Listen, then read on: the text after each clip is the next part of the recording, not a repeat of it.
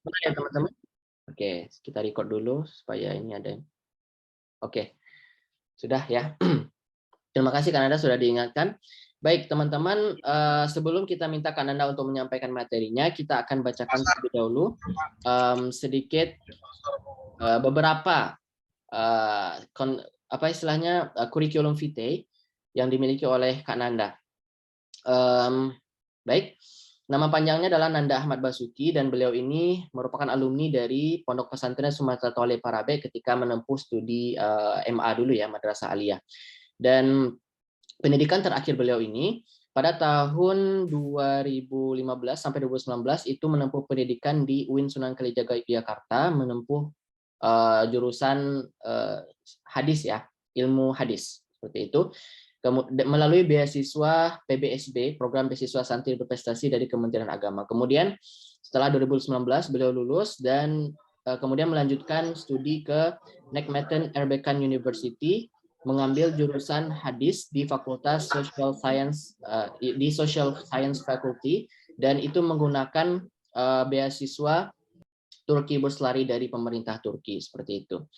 Dan juga di non formal beliau ketika menempuh studi di UIN Sunan Kalijaga itu juga sekaligus menjadi santri di Pondok Pesantren Al Muhsin Yogyakarta, dan beliau pernah juga menempuh pendidikan non formal di Rumah Inggris Jogja di Yogyakarta dari tahun 2017 sampai 2018. Kemudian teman-teman, pengalaman organisasi beliau ini sangat banyak ya di kurikulum vitae, ada sekitar 14 jenis organisasi ya, penempatan organisasi yang beliau ini, tapi kita akan sebutkan beberapa saja. Di antaranya, beliau pernah menjadi chairman atau ketua dari ISMA, Ikatan Santri Al-Mu'min Islamic School di tahun 2018. Anak ibu yang di atas. Oke, sebentar. Ya. Kemudian beliau juga pernah menjadi sekretaris di Scout Movement of UIN Sunan Kalijaga Yogyakarta, atau ini organisasi pramuka ya, Kak Nanda ya, di tahun 2018 sampai 2019. Beliau juga menjadi director atau founder dari platform Santri Tulen ya di tahun 2017 sampai sekarang, dan salah satunya juga beliau menjadi sekretaris di KPU PPI Konya tahun 2019. Sebenarnya banyak ya, saya sebutkan tadi 14, kita hanya sebutkan 4 saja untuk mempersingkat waktu. Kemudian achievements ya, sangat banyak di sini, ada sekitar 13 yang sudah beliau Kak Nanda tuliskan, tapi saya yakin lebih banyak lagi dari ini. Di antaranya beliau pernah mendapatkan juara 1 lomba poster desain ya yang diadakan oleh Yogyakarta Multimedia College di tahun 2017.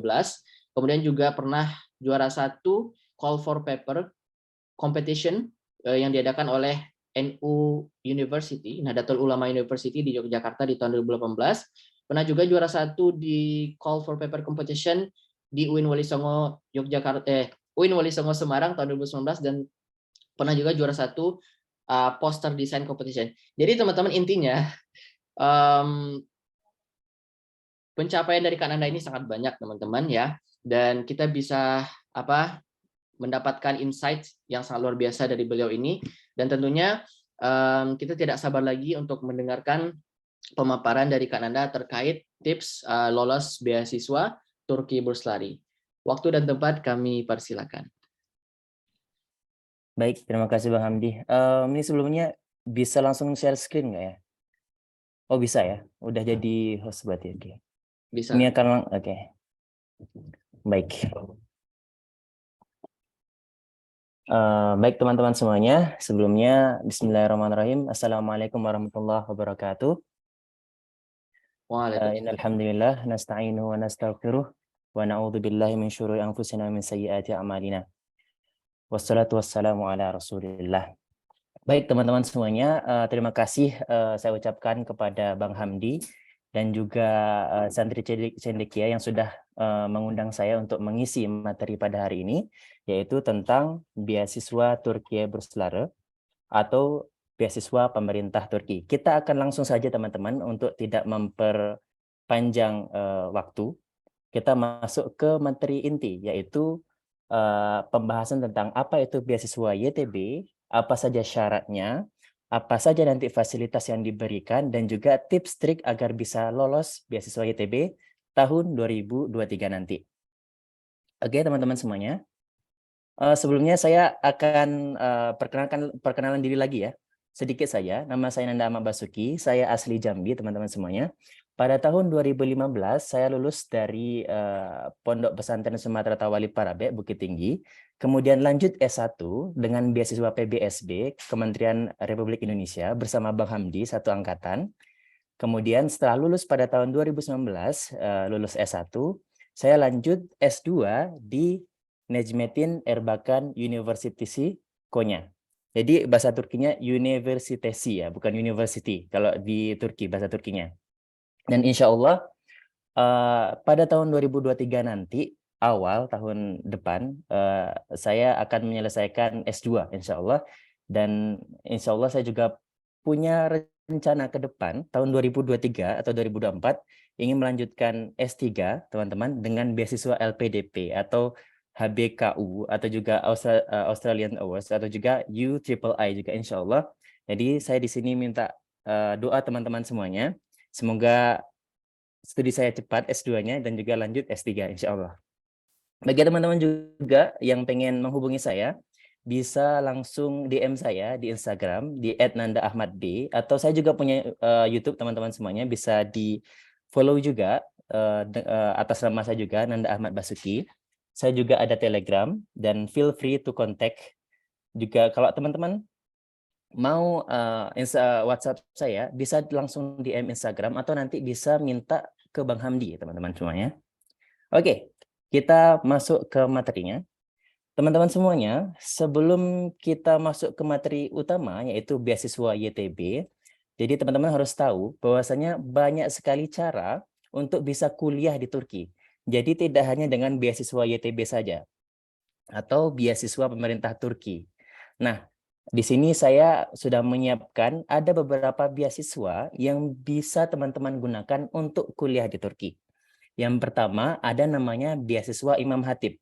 Tapi beasiswa ini dikhususkan untuk teman-teman yang baru lulus SMP, yang pengen sekolah SMA di Turki, itu bisa apply beasiswa Imam Hatip.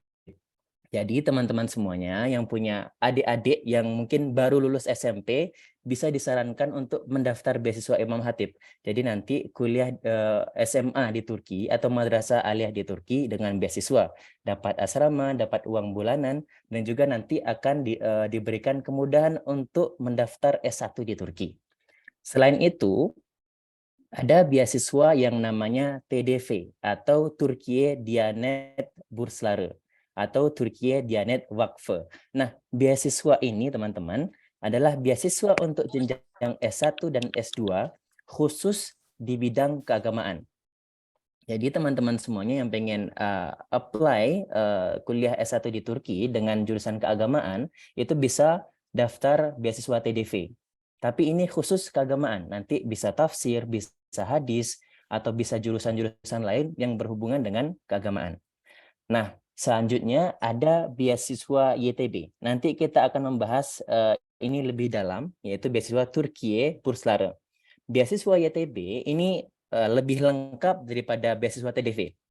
Beasiswa YTB ini untuk semua jenjang, bisa apply S1, S2, dan S3, dan juga bahkan mereka menyediakan untuk beasiswa postdoktoral atau beasiswa research, dan juga ada namanya Başarı Bursu, itu beasiswa yang diberikan kepada anak-anak Indonesia yang kuliah di Turki S1 mandiri, dan itu bisa diberikan kalau mereka mau dan mampu dan sesuai dengan kriteria dari YTB.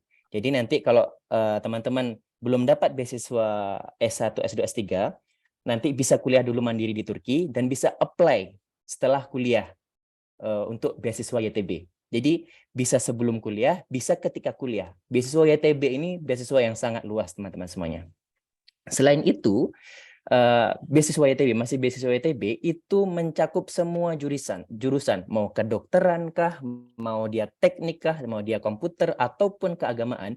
Beasiswa ini mencakup semua jurusan dari keagamaan sampai yang eksak, semuanya dicakup. Kemudian ada beasiswa ISDB, teman-teman. Itu kerjasama beasiswa YTB dengan Islamic Development Bank. Tapi untuk beasiswa yang ISDB ini, beasiswa ini lebih ke jurusan yang kayak ekonomi Islam, teknik komputer, dan sebagainya. Jadi jurusan yang disediakan ISDB ini terbatas ya, tidak seluas YTB. Kemudian juga teman-teman, selain beasiswa tadi, itu semuanya beasiswa pemerintah, ada beasiswa juga dari universitas-universitas yang ada di Turki. Jadi seperti contohnya Istanbul Zaim University. Ini adalah universitas swasta yang ada di Turki. Jadi mereka juga memberikan beasiswa. Jadi selain beasiswa ini banyak juga beasiswa yang lain. Ada beasiswa pemerintah kota, beasiswa pemerintah provinsi, bahkan ada juga beasiswa yang kecil-kecil seperti beasiswa asrama, beasiswa makan bulanan, beasiswa saku. Mungkin tidak bisa saya sebutkan ya, karena banyak sekali beasiswa yang ada di Turki selain yang 5 ini.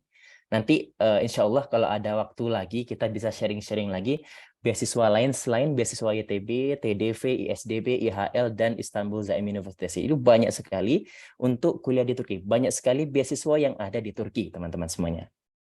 Oke, kita lanjut. Nah, setelah tadi kita akan membahas pembahasan inti pada hari ini, yaitu Turkiye Bursları atau beasiswa YTB tahun 2023. Nah, ini mungkin akan bermanfaat untuk teman-teman semua yang hadir untuk mempersiapkan diri. Masih ada waktu 1 bulan lebih untuk mempersiapkan diri apply beasiswa YTB tahun depan. Oke. Nah, di sini teman-teman saya akan memberikan gambaran umum beasiswa YTB. Jadi, beasiswa YTB itu sebutannya pada umumnya Türkiye Bursları atau juga Turkiye Scholarship atau beasiswa YTB. Sekarang pemerintah Turki itu sudah resmi mengganti kata Turkey, Turkiy, menjadi Turkiye. Jadi bukan Turki lagi ya, kita nyebutnya Turkiye. Jadi sudah diadaptasi ke dalam bahasa Turki. Oke, dan pengelola beasiswa ini adalah Kementerian Kepemudaan Turki untuk luar negeri. Nah, di sini ada logonya teman-teman, atau Yurtdışı Türkler ve Akraba Topluluklar Başkanlığı. Itu adalah pengelola beasiswa ini. Kalau di Indonesia ada LPDP, itu dari Kemenkeu. Kalau di Turki, pengelola beasiswa YTB adalah Kementerian Kepemudaannya. Kemudian teman-teman semuanya, sampai saat ini terdapat 178 negara di dunia yang terdaftar sebagai pendaftar YTB. Jadi banyak sekali, tidak hanya Indonesia, dari Asia sampai Afrika, Timur Tengah sampai Eropa, semuanya mendaftar beasiswa YTB. Jadi alhamdulillah peminat beasiswa YTB ini luar biasa dari seluruh dunia. Kemudian teman-teman semuanya, pada tahun 2021 YTB mencatat rekor pendaftar beasiswa YTB ini paling banyak dari tahun berapa ya? Tahun 2006 kalau nggak salah pertama kali YTB dibuka sampai tahun 2022. Pada tahun 2021 adalah rekor yang paling tinggi jumlah pendaftarnya. Pendaftarannya mencapai 165.511 pendaftar beasiswa YTB dari seluruh dunia. Adapun dari pendaftar Indonesia itu tahun 2022 itu sekitar 21.000 orang, dan yang diterima tahun 2022 atau tahun ini ada 61 orang. Dari 21.000 orang diterima 61 orang. Kira-kira berapa persen? Ini saya kurang tahu juga. Teman-teman bisa kalkulasikan nanti. Kemudian teman-teman semuanya, pendaftaran beasiswa YTB tahun 2023 itu pada umumnya dibuka akhir Januari atau awal Februari biasanya. Tapi mungkin ini harus teman-teman ikut terus informasi dari YTB tanggal berapa akan dibuka beasiswa YTB tahun depan 2023. Oke. Nah, ini teman-teman gambaran sedikit perkembangan awardee Indonesia untuk YTB. Tahun 2016 ada 45 awardee, 2017 ada 59. Kemudian tahun 2018 ada 71, 2019 ada 76. Saya lulusan tahun 2019, awardee tahun 2019, ya salah satu awardee terbanyak juga waktu itu. Kemudian pada tahun 2020 ada 43, 2021 ada 63 masa COVID ya. Dan pada tahun ini ada 61 awardee gitu. Baik teman-teman semuanya, ini adalah syarat seleksi berkas YTB. Teman-teman bisa screenshot atau nanti saya akan share juga PPT-nya. Nah, syaratnya untuk pendaftar S1 maksimal umurnya 21 tahun. Jadi ketika mendaftar pada tahun itu maksimal 21 tahun. Dan S2 maksimal 30 tahun, S3 35 tahun. Adapun untuk pendaftar postdoktoral ataupun research itu maksimal 45 tahun. Kemudian juga mereka YTB ini punya standar nilai. Jadi untuk pendaftar S1 minimal nilainya 70 ya, 70 dari 100. Untuk pendaftar S2 atau S3 minimal 75. Ya, kira-kira kalau pakai IPK 75% dari 4 itu berapa? Kira-kira itulah minimal untuk mendaftar beasiswa YTB. Kemudian khusus untuk pendaftar dokter, farmasi, dokter gigi dan sebagainya, yang kesehatan itu minimal rata-rata itu harus 90 ya teman-teman. Jadi 4 kalau mau mendaftar S1-nya misalnya kedokteran, pengen spesialis kedokteran S2 misalnya, maka harus 90% dari IPK 4. Itu berapa saya kurang tahu, nanti bisa teman-teman cek. Kemudian untuk mendaftarnya langsung daftar ke website YTB, nanti akan saya buka sedikit ya untuk gambaran umum. Nah, nanti semuanya diisi, informasi semuanya diisi, sertifikat dan sebagainya diisi. Nah, apa aja yang perlu kita persiapkan? Yang pertama adalah siapkan dokumen pribadi, yaitu KTP. Kalau bisa pakai paspor, dan juga disiapkan ijazah dan juga transkrip nilai. Setelah itu juga teman-teman harus siapkan juga surat rekomendasi. Nanti maksimal ada 3 surat rekomendasi, dan itu bisa dari tokoh masyarakat dan bisa juga dari para akademisi, dosen, kepala sekolah dan sebagainya. Kemudian juga kita harus menyiapkan yang namanya LOI atau Letter of Intent. Nah, ini untuk pendaftar S1, S2 dan S3 itu berbeda. Pendaftar S1 itu cukup menyiapkan motivation letter. Itu cukup 1 lembar. Tapi kalau untuk pendaftar S2 dan S3 itu mereka menyiapkan motivation letter plus mini research. Untuk mini research disertasi dan mini research tesis untuk S2 dan S3. Nah, nanti formatnya seperti apa ada di website. Teman-teman harus buat akun dulu lah biar bisa lihat formatnya seperti apa. Selain itu semua, teman-teman juga bisa menambahkan ini untuk nilai plus ya, agar panitianya juga melihat orang ini bagus nih kalau kita loloskan sebagai awardee. Sertifikat bahasa, prestasi kah, misalnya juara 1, juara 2, 3 atau sebagainya, piagam kah, piagam misalnya piagam pramuka, piagam organisasi dan sebagainya. Kemudian pernah ikut volunteering atau juga pernah menjadi pernah ikut kepanitiaan misalnya, itu juga bisa diupload ke sistem YTB dan itu akan menjadi nilai plus. Gitu teman-teman semuanya. Nah, itu adalah syarat seleksi berkas YTB. Jadi yang paling utama teman-teman harus memperhatikan umur dan nilai. Karena setahu saya di sistem YTB itu kalau emang umurnya sudah melebihi itu akan langsung di-cut. Langsung di-cut maka dia akan blacklist, nggak akan lolos gitu. Misalnya nilainya harusnya 70 tapi 69, itu akan langsung gugur gitu. Setahu saya seperti itu. Maka harus diperhatikan biar jangan apply-nya nggak sia-sia gitu. Oke. Fasilitas apa saja yang diberikan beasiswa YTB? Ini ada banyak, teman-teman. Yang pertama, tiket keberangkatan pertama dan kepulangan ketika selesai studi. Yang kedua, uang bulanan untuk S1 1.200 lira, S2 1.400 lira. Itu sudah saya tuliskan berapa kira-kira dalam rupiah. Kemudian S3 1.800 lira. Ini dibandingkan beasiswa Qatar, beasiswa LPDP itu sangat kecil sekali, teman-teman. Misalnya Bang Hamdi, ini dia LPDP di Oxford, itu dapat 1.600 pound sterling per bulan. Itu sekitar berapa ya? 29 sampai 30 juta. Itu beasiswa YTB ini mungkin 1/30-nya dari beasiswa LPDP gitu. Tapi teman-teman tentu setiap beasiswa punya kelebihan dan kekurangan. Nah, ini saya akan sampaikan juga apa kelebihan beasiswa di Turki Burslari atau beasiswa YTB. Selain dapatkan uang bulanan, teman-teman akan diberikan juga fasilitas akomodasi asrama. Nanti sampai di Turki akan langsung diberikan asrama. Selain itu juga yang keempat akan diberikan jaminan kesehatan atau Sigorta full. Jadi teman-teman nanti ketika belajar di Turki, sakit apapun itu, nanti akan free, gratis ditanggung pemerintah. Nanti sakit gigi, cabut gigi, operasi. Kemarin ada teman saya operasi tulang punggung dan itu free. Semuanya gratis ditanggung pemerintah. Jadi uang bulanan dapat, tempat tinggal dapat, kesehatan dapat. Dan ini khusus untuk award di S2, S3 yang nanti tahun kedua ketiga pengen keluar ke rumah atau mau bawa keluarga, itu mereka juga akan mendapatkan uang tambahan, uang rumah sekitar 1.250 lira per bulan. Itulah fasilitas beasiswa YTB. Jadi cukup lengkap teman-teman, tempat tinggal, uang bulanan, kesehatan, tiket pesawat, dan uang rumah ya. Jadi alhamdulillah itu lengkap. Oke. Nah, ini benefit beasiswa YTB dan kuliah di Turki. Yang pertama, YTB itu sistemnya sistem tunggal, all in one. Jadi ketika nanti teman-teman dapat beasiswa YTB, otomatis nanti itu dapat juga universitas. Jadi beda dengan LPDP atau beasiswa lain. LPDP misalnya dapat beasiswa LPDP, mereka harus mencari LOE kalau tidak salah ya. Harus mencari LOE, nanti setelah pergi misalnya ke negara tujuan harus cari rumah sendiri dan sebagainya.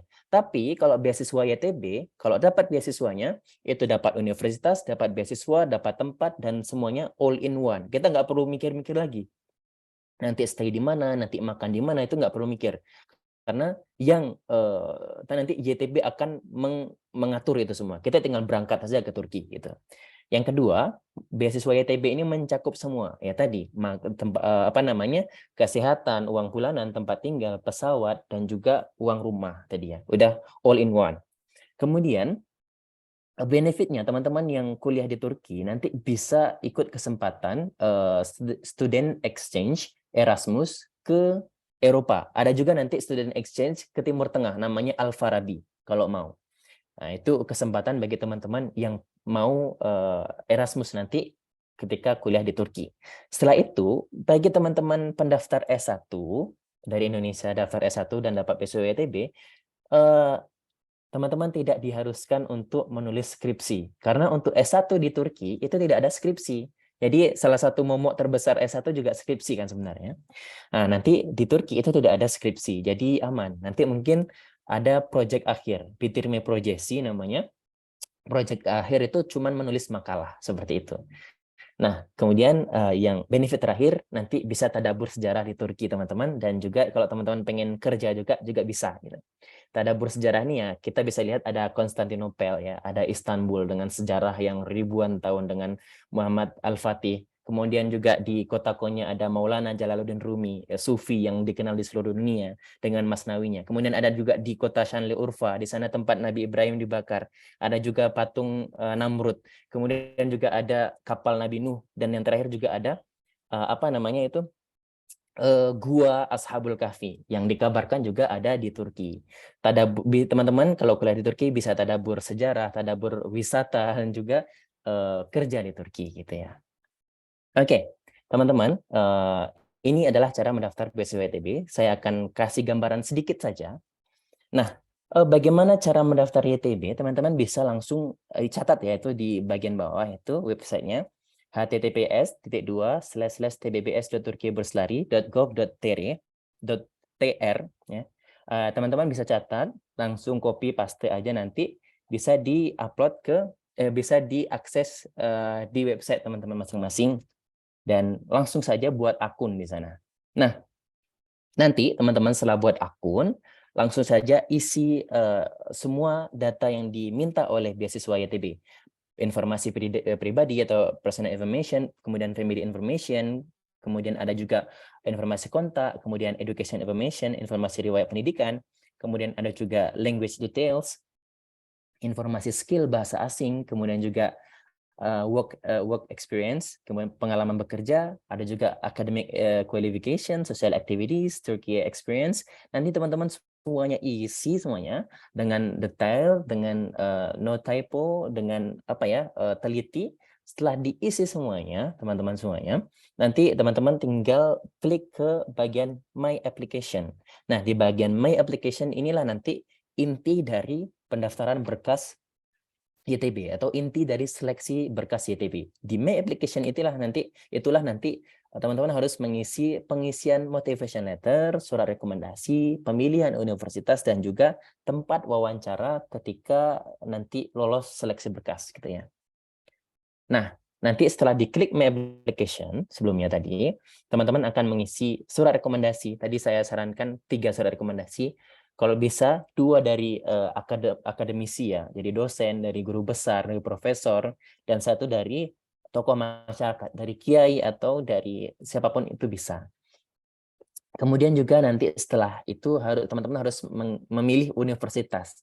Misalnya pengen kuliah jurusan agama, yang bagus di mana? Di Istanbul University bisa, di Konya University bisa, di Ankara University bisa, di Marmara University bisa. Dimanapun di Turki, teman-teman bisa milih universitas di dalam sistem nanti. Teman-teman bisa memilih sampai 12 universitas. Nanti 5 universitas besar dan 7 universitas yang kecil gitu. Misalnya seperti itu. Kemudian teman-teman semuanya juga harus mengisi letter of intent dan juga mini research di bagian ini, bagian merah ini. Letter of intent nanti sebenarnya letter of intent itu sama juga kayak motivation letter. Tapi untuk tadi sudah saya jelaskan, pendaftar S1, S2 dan S3 itu berbeda. Untuk S1 cukup nanti mengisi motivation letter yang isinya apa? Isinya itu apa motivasi kamu untuk kuliah di Turki? Ya udah itu aja. Saya pengen misalnya mempelajari budaya Turki dan sebagainya, misalnya seperti itu bisa. Karena untuk pendaftar S1 itu tidak akan serumit pendaftar S2 dan S3. Jadi isi LOI-nya adalah motivasi dia kuliah di Turki. Tapi untuk pendaftar S2 dan S3, mereka harus mengisi motivation letter dan juga harus mengisi membuat mini tesis atau proposal tesis dan proposal disertasi untuk S3. Nah, itu cukup ribet. Nanti di sanalah keribetannya pendaftar S2 dan S3, dan karena untuk pendaftar S2 dan S3 ini akan lebih lebih akademik. Nanti ketika wawancaranya pun akan berbeda juga. Wawancara untuk S1 itu sebenarnya cukup unik. Kalau untuk wawancara untuk S2, S3 nanti akan ditanya tentang kenapa kamu memilih untuk meneliti tentang ini, kenapa kamu menggunakan metodologi ini dan sebagainya. Untuk S2 dan S3 nanti lebih ke akademiknya akan ditanya oleh pewawancara. Tapi untuk pendaftar S1 itu banyak sekali ya hal-hal unik. Bahkan ada pendaftar S1 itu mereka ketika seleksi wawancara, setelah lulus berkas seleksi wawancara, yang ditanya oleh pewawancara itu apa? Kamu bisa nggak nyanyi Mars negara Turki gitu kan? Ternyata ada yang bisa, gitu kan? Jadi menyanyi lagu Mars Turki, dan apa? Dia lulus gitu. Dan itu bedanya untuk pendaftar S1, S2 dan S3 nanti itu beda ya suasana wawancaranya. Untuk S1 nanti lebih santai, S2 dan S3 nanti akan lebih akademis karena udah serius gitu ya, karena nanti akan dijadikan pakar-pakar di bidangnya masing-masing seperti itu. Kemudian teman-teman setelah itu nanti teman-teman harus mengisi interview location, yaitu nanti bisa memilih interview di Jakarta atau juga di Aceh. Tapi setahu saya akhir-akhir ini YTB sudah menghapus interview di Aceh, jadi harus interview di Jakarta. Tahun 2019, itu saya interview di gedung Universitas Indonesia, kalau nggak salah, saya lupa, di Jakarta itu. Itu ya teman-teman sekilas untuk pendaftaran, teknis pendaftaran YTB. Oke. Ini sebagai bonus teman-teman. Nah, kira-kira nanti sudah lulus seleksi berkas, lulus seleksi wawancara, teman-teman akan website pendaftarannya nanti akan berubah kalau sudah menjadi award. Kira-kira seperti ini. Nah, di situ akan masuk uang bulanannya, ada informasi tentang uang bulanannya, informasi tentang tempat tinggal, informasi tentang BPJS kita lah di YTB gitu. Dan juga nanti tentang kita harus upload kayak semacam transkrip nilai per semester di Turki. Jadi nanti kita wajib tiap semester tuh upload nilai kita, laporan ke YTB gitu. Oke, ini teman-teman, ini yang terakhir. Nah, ini adalah tips mendapatkan beasiswa YTB. Sebenarnya banyak sekali tipsnya, jadi saya rangkum sedikit tips untuk mendapatkan beasiswa YTB. Yang pertama, ketika seleksi berkas, teman-teman semuanya, itu harus diisi dengan teliti, yang pertama. Karena jangan sampai typo, salah nama, nanti ada kayak fotonya, seharusnya fotonya foto biometrik malah foto selfie bareng gitu kan. Itu banyak dan ada orang kayak gitu. Ada pendaftar seperti itu. Itu yang pertama. Yang kedua, buat letter of intent dengan matang. Karena itu nanti akan ditanyakan ketika wawancara. Yang ketiga, upload semua sertifikat yang berhubungan dengan jurusan ataupun yang tidak dengan berhubungan dengan jurusan. Saya dulu apply S2 keagamaan, tapi saya punya sertifikat di bidang desain grafis, editing video. Lah itu kan nggak ada hubungannya sama universitas apa jurusan saya nanti S2. Itu nggak apa-apa, upload saja gitu. Kenapa? Karena itu menjadi nilai tambahan karena itu soft skill gitu ya. Itu nilai tambahan saja. Silahkan diupload gitu. Kemudian poin keempat juga teman-teman siapkan surat rekomendasi yang kuat. Kalau bisa misalnya pengen daftar jurusan keagamaan, usahakan yang memberikan surat rekomendasi guru besar di bidang yang sama. Jangan teman-teman mau daftar jurusan keagamaan, yang kasih surat rekomendasi adalah profesor di bidang teknik komputer. Itu nggak nyambung, gitu kan? Jadi kalau bisa jangan seperti itu. Kalau bisa yang memberikan surat rekomendasi adalah orang yang sama atau orang yang profesor di bidang teman-teman gitu. Itu tips untuk seleksi berkas. Ini singkat saja teman-teman. Kemudian yang kedua, tips di seleksi wawancara, itu yang pertama, siapkan berkas dengan lengkap. Ketika wawancaranya nanti offline, teman-teman harus membawa ijazah, transkrip, sertifikat, semuanya harus dibawa, semuanya dimasukkan dalam map dan nanti akan diperiksa oleh panitia gitu. Waktu itu tahun 2019 ada ketika wawancara ada 4 panitia dari Turki, semuanya orang Turki. Waktu saya tahun 2019 itu ketika wawancara. Kemudian yang kedua, pahami letter of intent. Jadi letter of intent itu tidak hanya ditulis, tapi kita harus pahami. Kalau bisa dihafal aja nggak apa-apa, karena dikit kan 1 lembar, 2 lembar, 3 lembar gitu kan.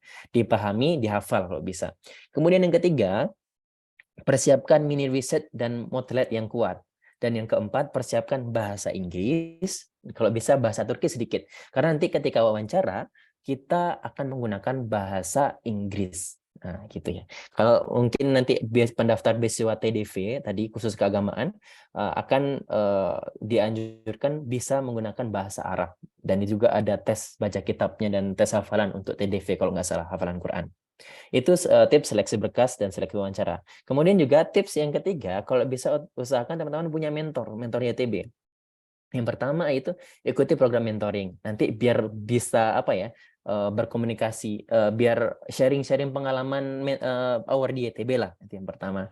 Yang kedua, konsultasi juga dengan dosen, konsultasi dengan mentornya. Dan yang ketiga, kenapa harus ada mentor? Biar dapat update informasi YTB tadi. Misalnya, oh ternyata wawancara pada tahun ini hanya bisa di Jakarta, nggak bisa di Aceh gitu. Kan kasihan misalnya orangnya orang Aceh gitu kan, atau orang Papua, orang Sulawesi, itu kan jauh untuk wawancara di Jakarta gitu kan. Itu informasi penting gitu, biar nanti ketika di hari H nggak kaget gitu, oh ternyata dia hanya bisa di Jakarta dan sebagainya. Itu tips ketiga. Dan tips keempat untuk mendapatkan YTB itu ada faktor X. Jadi selain faktor tadi, usaha ya berkas lah, ya bahasa lah, ya surat rekomendasi, LOI, ada faktor X yang sangat menentukan kelulusan teman-teman beasiswa YTB, yaitu faktor X. Faktor X itu apa?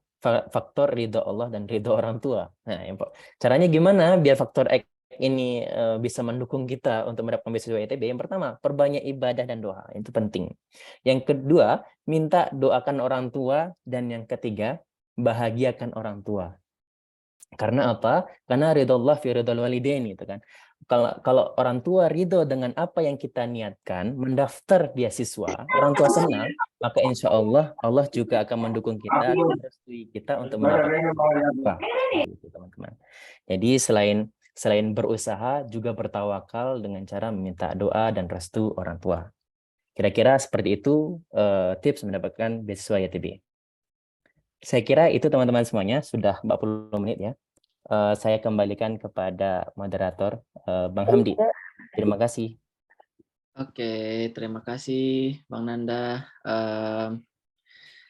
Penjelasan yang sangat rinci dan sangat detail ya dari Kak Nanda tadi, dan tentunya menjadi insight tersendiri buat kita teman-teman supaya kita bisa juga mendapatkan seperti yang didapatkan oleh Kak Nanda, seperti itu ya. Jadi teman-teman, kita langsung ke pemateri kedua. Untuk pertanyaannya silakan teman-teman simpan dulu.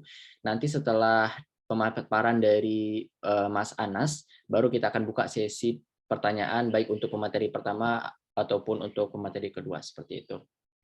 Baik, terima kasih Kak Nanda atas penjelasannya. Kita masuk ke pemateri kedua, yaitu Mas Anas Roli Mukhlisin. Halo Mas Anas, sudah bergabung ya? Halo Hamdi, iya sudah bergabung. Ya, alhamdulillah. Baik teman-teman. Jadi untuk yang pembicara kedua ini adalah Mas Anas Roli Mukhlisin. Sebelum kita minta ke Mas Anas untuk menyampaikan materi, saya akan bacakan sedikit CV beliau. Nama lengkap beliau adalah Anas Roli Mukhlisin. Dulu adalah alumni dari Ponpes Rasyidiyah Khalidiyah di Kalimantan Selatan ya Mas ya. Kalimantan Selatan. Dan pendidikan terakhir beliau di tahun 2014 sampai 2018 beliau mengambil S1 di UIN Sunan Kalijaga Yogyakarta jurusan Ilmu Al-Quran dan Tafsir atau ya Quran and Tafsir Studies. Kemudian di tahun 2021 sampai 2022 setelah menamatkan S1 di Jogja, beliau melanjutkan studi di University of Toronto di Kanada menggunakan beasiswa LPDP. Nah, ketika S1 itu menggunakan PBSB dan ketika S2 menggunakan beasiswa LPDP dari LPDP Santri dari Kementerian Keuangan. Lalu setelah beliau menyelesaikan studi di University of Toronto di tahun 2022, beliau langsung lanjut ke Hamad bin Khalifa University, Qatar Contemporary Islamic Studies untuk tahun 2022 sampai tahun 2024 menggunakan beasiswa Qatar Foundation ini. Yang akan teman-teman simak penjelasan dari beliau. Kemudian beliau ini juga memiliki professional experiences sangat banyak ya, saya sebutkan saja salah duanya. Beliau saat ini menjadi research assistant di Hamad bin Khalifa University Qatar. Jadi sangat luar biasa ya. Beliau S2 sudah menjadi research assistant. Kemudian beliau juga merupakan reviewer dan penulis di studitafsir.com. Jadi teman-teman yang jurusan ilmu Al-Quran tafsir juga bisa berkontribusi mengirimkan tulisan ke platform ini. Lalu beliau juga punya publikasi yang sangat banyak ya. Di sini ada sekitar 11 jurnal yang pernah beliau tulis dan yang tertulis di sini ada 6 artikel online. Saya tidak mungkin sebutkan semuanya, tapi salah satunya adalah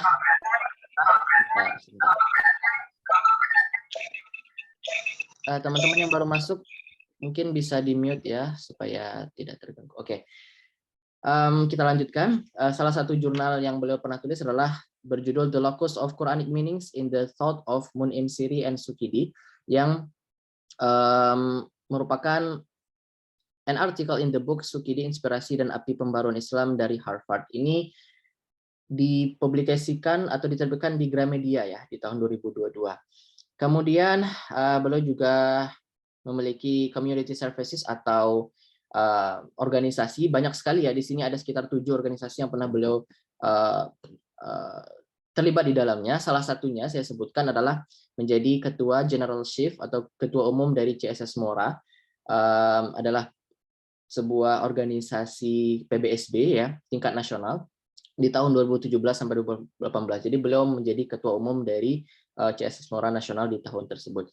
Oke teman-teman, tanpa memperpanjang waktu, kita persilakan kepada Mas Anas untuk memaparkan materi yaitu berkaitan dengan tips lolos beasiswa Qatar Foundation. Silakan Mas. Baik, terima kasih Hamdi. Assalamualaikum warahmatullahi wabarakatuh. Waalaikumsalam warahmatullahi wabarakatuh. Alhamdulillah pada kesempatan malam ini bisa silaturahim, silatul afkar bersama teman-teman yang berada di negara-negara yang berbeda. Ada Hamdi dari UK, Nanda di Turki. Ini berdua adalah adik kelas saya. Dulu waktu kita sama-sama kuliah di UIN Sunan Kalijaga. Kita satu fakultas, kita satu program beasiswa juga ya satunya. Kemudian kita sama-sama berjuang karena memang iklim di Jogja menurut saya sangat bagus sekali untuk mendorong kita untuk mencari beasiswa ke luar negeri. Jadi ini kayak semacam reuni kecil-kecilan antara kami sebagai alumni PBSB. Saya ucapkan juga terima kasih kepada kawan-kawan yang hadir. Banyak sekali, 65 orang, padahal ini malam minggu di Indonesia. Ini membuktikan teman-teman punya semangat. Entah ada beberapa kategori, satu santri karena memang tidak kenal istilah malam minggu. Yang kedua adalah orang-orang yang benar-benar pengen berjuang beasiswa. Yang ketiga mungkin karena jomblo juga ya. Jadi nggak ada kegiatan malam minggu, ya udah kita ikut webinarnya Hamdi. Ya tapi tidak menutup kemungkinan semoga teman-teman di sini mendapatkan beasiswa, entah itu kemana, entah LPDP, entah ke Turki, entah ke Qatar. Informasi bagi teman-teman, beasiswa Qatar masih sangat sedikit. Tadi Nanda menunjukkan data mahasiswa Indonesia di Turki banyak sekali. Kami yang di Qatar baru punya grup alumni, itu isinya grup WhatsApp-nya hanya 20 orang. Jadi sejak tahun 2010 sampai 2022 baru ada sekitar 20-an orang Indonesia yang kuliah di sini. Jadi masih sangat sedikit. Jadi kampus saya itu adalah, nanti saya cerita, ada PPT-nya juga, adalah Hamad bin Khalifa University. Ini kampus baru kawan-kawan, berdiri tahun 2010. Berarti usianya baru 12 tahunan. Kampus kecil, bukan kampus kecil, kampus yang baru, dan juga informasinya belum tersebar banyak di kawan-kawan di Indonesia. Karena itu saya senang sekali Hamdi memberikan wadah untuk kita bisa sharing malam ini. Saya harapkan ada dari forum ini yang bisa menyusul ke Qatar. Semoga tahun depan lebih banyak, karena saat ini pun kita baru 3 orang nih, Nanda, kita orang Indonesia di kampus itu hanya bertiga. Jadi kalau kumpul tuh krik-krik juga gitu ya. Kumpul kita main PS saja. Kita nggak ada rapat-rapatan, kita kumpulnya main PS saja udah. Jadi saya berharap sekali, insya Allah ya, entah Hamdi, entah Nanda, entah yang lain nanti. Nanda insya Allah nih segera. Insya Allah. Oke, saya izin share screen.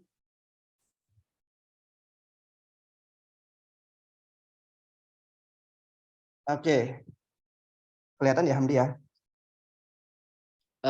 Ya, kelihatan Mas, kelihatan. Ya, terima kasih. Ini posisi saya lagi di Indonesia, saya libur.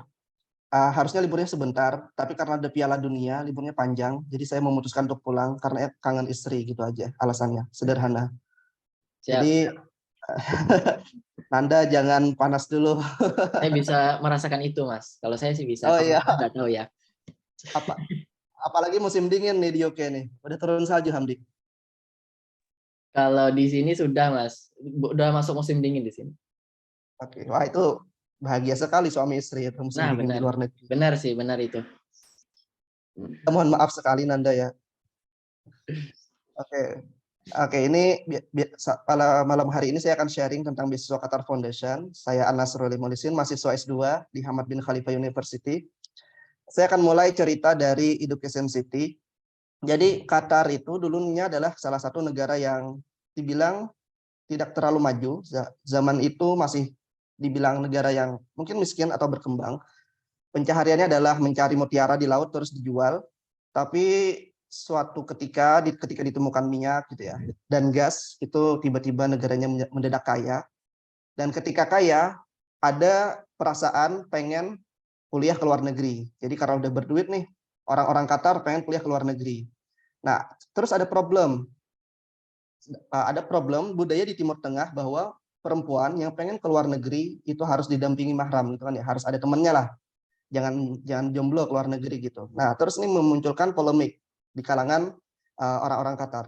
Terus pimpinan raja karena mereka punya Qatar Foundation, jadi inisiatif oleh namanya adalah Sheikh Muza, perempuan, istrinya raja.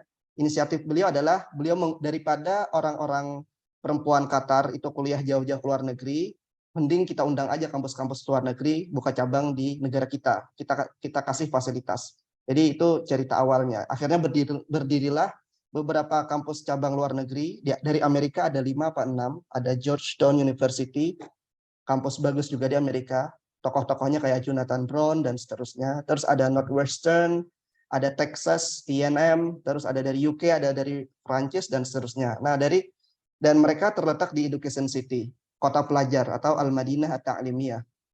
Lalu karena di sini berdiri kampus-kampus luar negeri, maka ada keinginan ada satu kampus milik Qatar sendiri, yaitu adalah Hamad bin Khalifa University. Jadi kita semuanya berada di lingkungan Education City. Hamdi pernah main ke sana.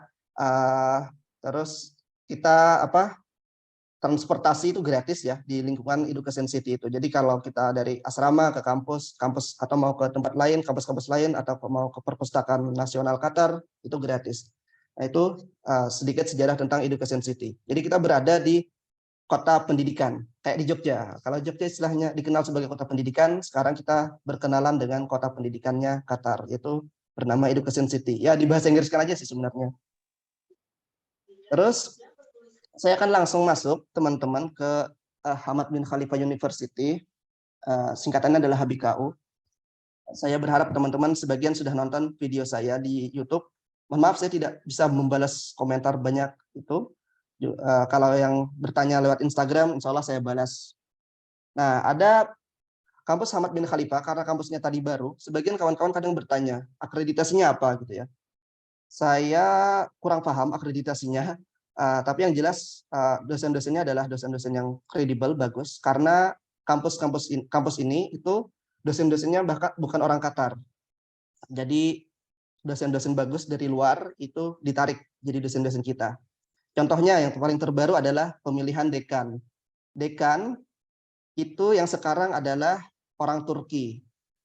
Dulu beliau mendirikan kampus Ibnu Khaldun University di Turkiye. Terus setelah beliau mendirikan itu, beliau punya pengalaman administrasi yang bagus, keilmuan beliau mapan, terus beliau ditarik menjadi dekan di College of Islamic Studies kita. Jadi sistemnya kayak gitu, dosen-dosennya itu direkrut dari luar, siapa yang bagus ditarik.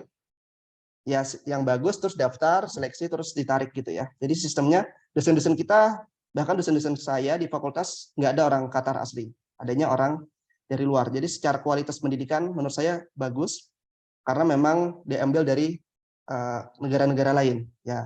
Yang namanya punya duit ya mereka suka-suka aja kan narik dosen terus dikasih pekerjaan di Qatar. Ada orang Malaysia yang jadi dosen di kampus ini, cuman beliau jurusannya adalah Islamic Finance, ekonomi Islam. Orang Indonesia belum ada. Ada orang Amerika, orang Inggris, Portugal, dan lain-lain. Nah, kita akan berkenalan fakultasnya apa saja. Bagi teman-teman yang sudah membuka websitenya, tentu sudah familiar. Ada Fakultas Studi Islam. Ini jurusannya. Saya ingin katakan bahwa di kampus ini hanya ada satu jurusan S1, yaitu ilmu komputer. Sedangkan ini kampusnya kebanyakan buat S2 dan S3, karena memang tujuannya adalah kampus riset, kampus penelitian. Mirip dengan kampus Triple IU, Universitas Islam Internasional Indonesia yang baru di Depok, itu juga kampusnya hanya S2 dan S3. Jadi kita ada kemiripan, karena kita fokusnya adalah ke riset. Nah, jadi di College of Islamic Studies ini, teman-teman bisa lihat ya, ini bagus sekali saya ngambilnya dari ini. Websitenya minhati.com, punya teman-teman Lipia. Jadi mereka izin untuk membuat seperti ini. Jadi teman-teman bisa nanti langsung masuk ke websitenya. Jadi sudah tersedia nama jurusannya adalah Islamic Studies. Islamic Studies terbagi menjadi dua.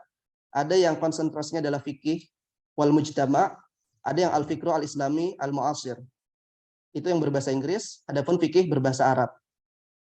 Selain studi Islam, ada juga Islamic Ethics. Ini juga program bagus. Programnya bagus menurut saya. Bahkan saat ini putrinya Zakir Naik, bagi teman-teman yang mungkin kenal sama beliau, putrinya Zakir Naik sekarang kuliah di Applied Islamic Ethics ini, seangkatan sama saya. Kita satu fakultas seangkatan dan dia kuliahnya di sana. Ini berbahasa Inggris. Ada juga Master of Arts Islam and Global Affairs bagi yang suka kayak hubungan internasional atau isu-isu modernitas, pluralitas misalnya, atau demokrasi, itu cocok juga masuk di Islam and Global Affairs. Ada juga Islamic Finance, ada Islamic Art, Architecture and Urbanism, terus S3-nya hanya ada satu, baru ada Islamic Finance and Economy.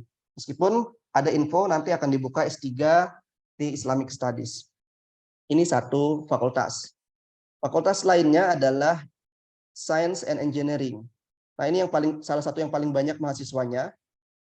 Kalau studi Islam, Fakultas Studi Islam itu per jurusan kotanya yang diterima mahasiswa internasional sekitar 6 orang per jurusan. Islamic Ethics 6 orang dari mahasiswa internasional, terus sisanya mahasiswa lokal, mahasiswa Qatar. Adapun di College of Science and Engineering ini kotanya lebih banyak. Saya nggak tahu gimana mereka membaginya, cuman tiap fakultas itu punya kebijakan yang berbeda-beda. Ini jurusan-jurusannya, silahkan nanti teman-teman bisa lihat. Ya kan lanjut saja ya, nanti teman-teman kalau kita akan lebih banyak pertanyaan.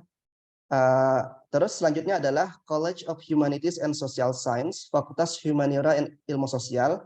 Ada orang Indonesia yang telah ambil Master of Arts in Women, Society and Development.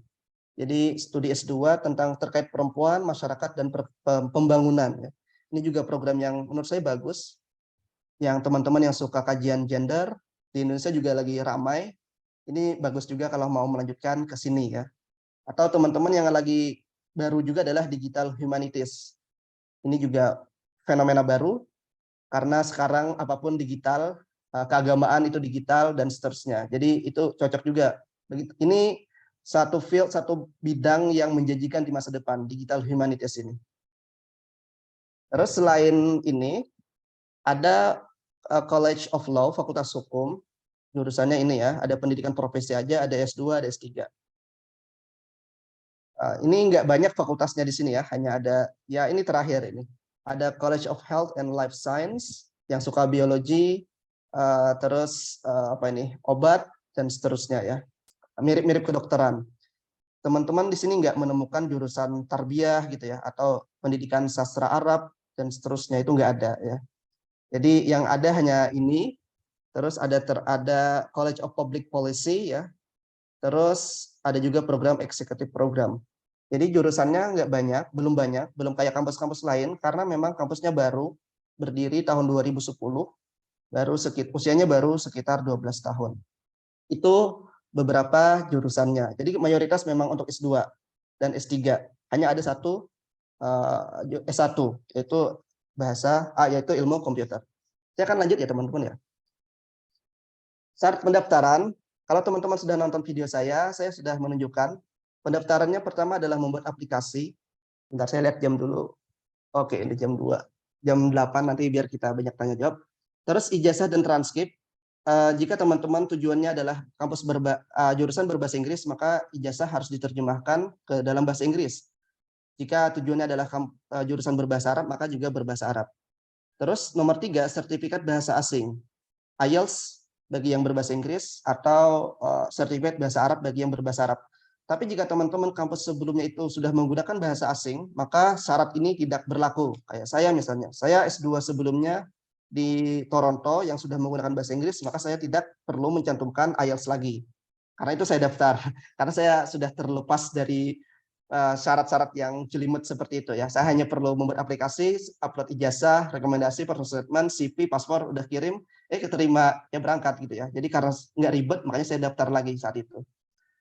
Jadi kalau teman-teman yang kampus sebelumnya itu berbahasa Arab, misalnya Lipia, maka teman-teman tidak perlu mencantumkan sertifikat bahasa Arab, tapi teman-teman tetap perlu mencantumkan sertifikat bahasa Inggris. Atau teman-teman yang di Unida Gontor itu juga udah berbahasa asing, maka itu sedikit lebih mudah ya.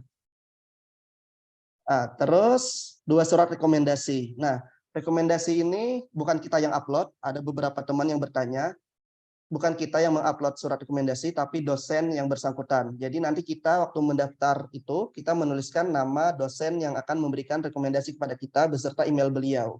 Nah, beliau akan dihubungin oleh kampus melalui email. Nah, dari email inilah beliau harus mengupload surat rekomendasi beliau. Jadi bukan kita. Jadi teman-teman, tipsnya cari dosen yang mau mengupload ya, karena mungkin nggak semua dosen mungkin mau ya, karena beliau mungkin punya kesibukan tersendiri dan seterusnya. Jadi pastikan dosennya mau mengupload sendiri, jangan lewat dari deadline. Terus 5, personal statement. Ini mirip kayak punya Nanda tadi, yaitu kita menjelaskan motivasi kita kuliah di sana. Dan personal statementnya untuk HBKU ini singkat, sekitar 1 halaman. 1 halaman saja sudah cukup. Tipsnya, ini saya dengar sendiri dari dosen saya yang mewawancarin kita. Mohon maaf ada sedikit gangguan. Kawan-kawan yang baru bergabung, di-mute ya kalau bisa ya. Oke. Nah, untuk personal statement, ini ada tipsnya. Jadi berdasarkan pengalaman dosen saya yang mewawancarin kami, katanya banyak yang menulis personal statement itu dia masih general, masih umum. Misalnya saya pengen menjadi seorang public figure, atau saya pengen menjadi dai yang terkenal yang menyuarakan moderasi beragama, atau saya pengen menjadi seorang ilmuwan di dalam studi tafsir. Ini masih umum dan banyak yang seperti itu. Dan itu membuat dosen itu tidak terlalu tertarik untuk membaca, karena itu semua orang menjawab sama seperti itu ya, terlalu umum. Jadi pastikan ada satu yang spesifik. Satu yang spesifik itu misalnya adalah di kampus Hamad bin Khalifa itu ada profesor, misalnya nih kasus saya ya, ada profesor namanya Joseph Lombard. Dia menulis artikel berjudul Decolonizing Quranic Studies. Jadi saya ceritakan, saya membaca artikel beliau dan saya melihat artikel beliau ini relevan dalam bidang tertentu. Karena itu saya pengen datang ke Qatar untuk belajar langsung sama beliau. Nah, kata dosen kita, ini adalah salah satu strategi biar kita bisa menarik dosen-dosen yang akan mewawancari kita. Jadi spesifik gitu ya. Jadi kita udah tahu nih, kita ke kampus itu tuh nggak kosong. Kita sudah tahu ada dosen namanya ini, terus tulisannya ini, dan kita pengen belajar langsung. Itu salah satu tips ya. Nanti teman-teman tips lain mungkin tiap orang beda-beda. Tapi itu yang saya lakukan. Saya menulis, saya pengen belajar langsung saya sebut nama aja, langsung sebut nama. Spesifik, jangan terlalu general. Tuh ya, personal statement.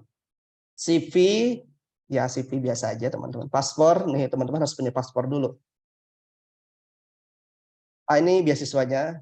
Tadi Nanda sudah menyebutkan. Beasiswanya ini yang saya dapatkan.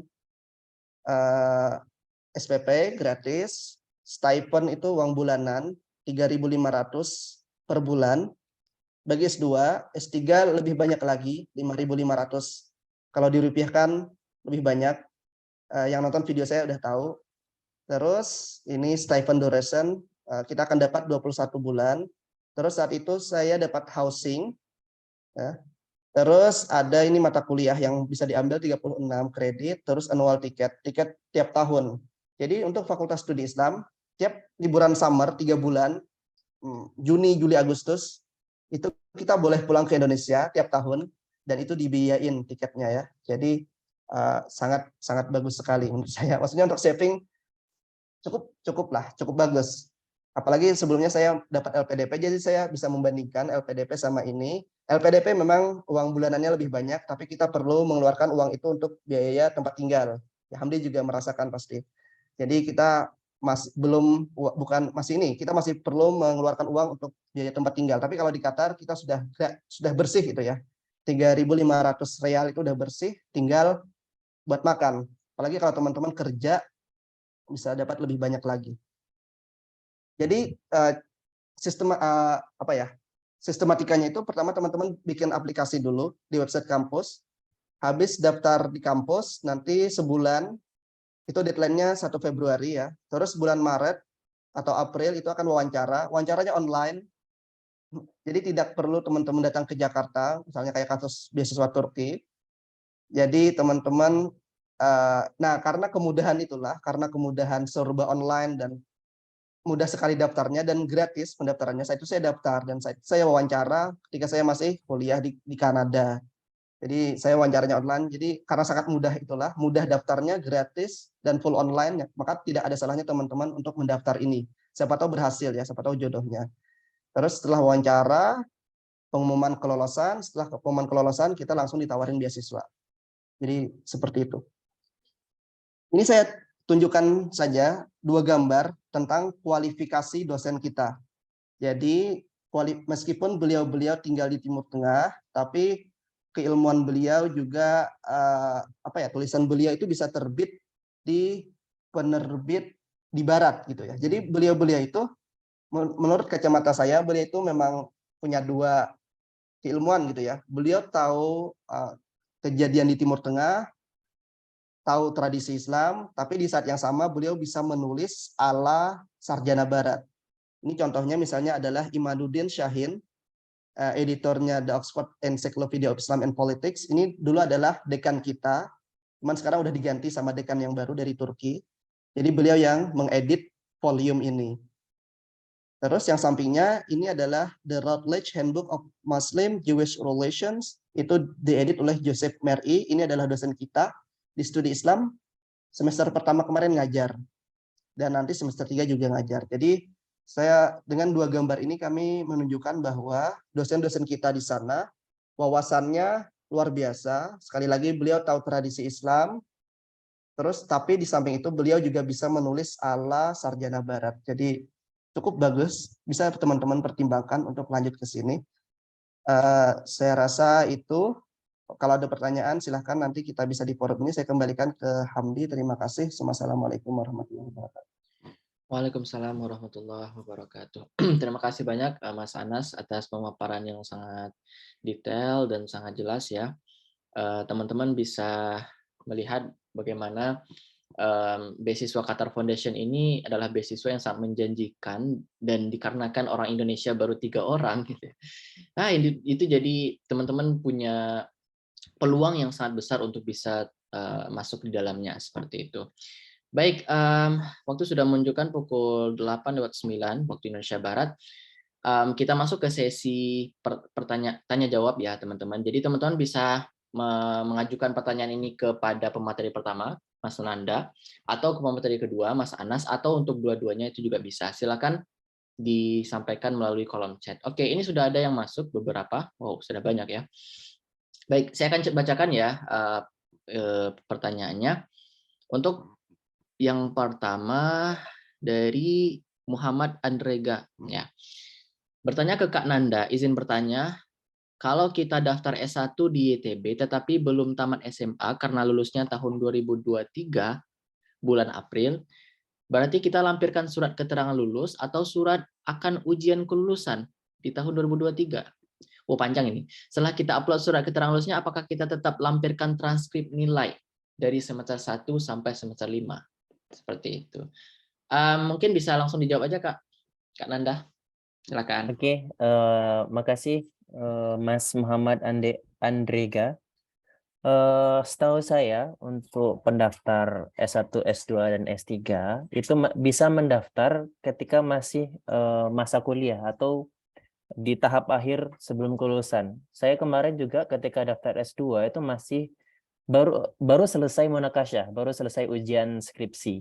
Itu saya udah daftar dan belum ada ijazah dan sebagainya. Dan itu bisa melampirkan surat keterangan lulus. Tapi kalau untuk pendaftar S1 yang masih SMA, ini kan posisinya belum ujian. Jadi sementara kalau saya dulu setelah ujian munakasyah itu udah dianggap lulus gitu. Walaupun belum dapat ijazah dan belum wisuda. Tapi untuk kasus anak SMA yang mau daftar S1 tapi belum selesai ujian atau belum ada kejelasan apakah dia nanti lulus atau enggak setelah ujian nanti, nah itu mungkin saya kurang tahu juga ya. Tapi mungkin bisa dicoba nanti pergi aja ke TU minta surat kelulusan karena kemungkinan besar pasti lulus gitu kan. Bisa saja nanti minta surat keterangan lulus atau surat keterangan akan lulus gitu kan pada tahun 2023 nanti. Dan juga nanti untuk transkrip nilainya itu harus tetap dilampirkan karena itu lulusan SMA, jadi harus dari semester 1, 2, 3, 4, 5. Dan karena untuk transkrip nilai semester 6 belum ada, ya cukup nanti transkrip nilai semester 1 sampai semester 5 ya. Nanti dibuat aja dalam bentuk Excel, dirangkum dalam satu lembar, nanti dibuat sedemikian rupa aja biar nggak panjang, karena kalau nanti dicantumkan dari semester 1 sampai semester 5 semuanya itu bakalan berlembar-lembar kan. Jadi nanti Mas Andrega buat sendiri, format sendiri. Jadi misalnya semester 1 nilai rata-rata sekian, semester 1 sampai 5. Setelah udah dibuat, didesain sendiri, nanti langsung pergi ke TU aja minta stempel untuk diresmikan. Minta legalisasi dari sekolah gitu. Jadi untuk transkrip nilai seperti itu. Dan untuk surat keterangan lulus ini saya masih kurang tahu untuk yang belum lulus SMA ya. Tapi bisa dicoba nanti Mas. Langsung pergi aja ke TU, kira-kira bisa nggak? Karena kan nggak semua sekolah mau. Karena Mas Andrega juga belum lulus gitu. Kan masih ada kemungkinan bisa lulus atau enggak lulus ujian nanti gitu. Seperti itu ya. Oke, terima kasih Bang Nanda atas jawabannya. Jadi jelas ya. Kemudian kita masuk pertanyaan selanjutnya. Ini tertuju kepada Mas Anas dari Ulumul Fahmi, Wildan Ulumul Fahmi. Assalamualaikum Mas, izin bertanya, bagaimana bentuk tawaran beasiswa itu? Apakah tidak include di pendaftaran? Terima kasih. Seperti apa nih? Bisa dijawab Mas, silakan.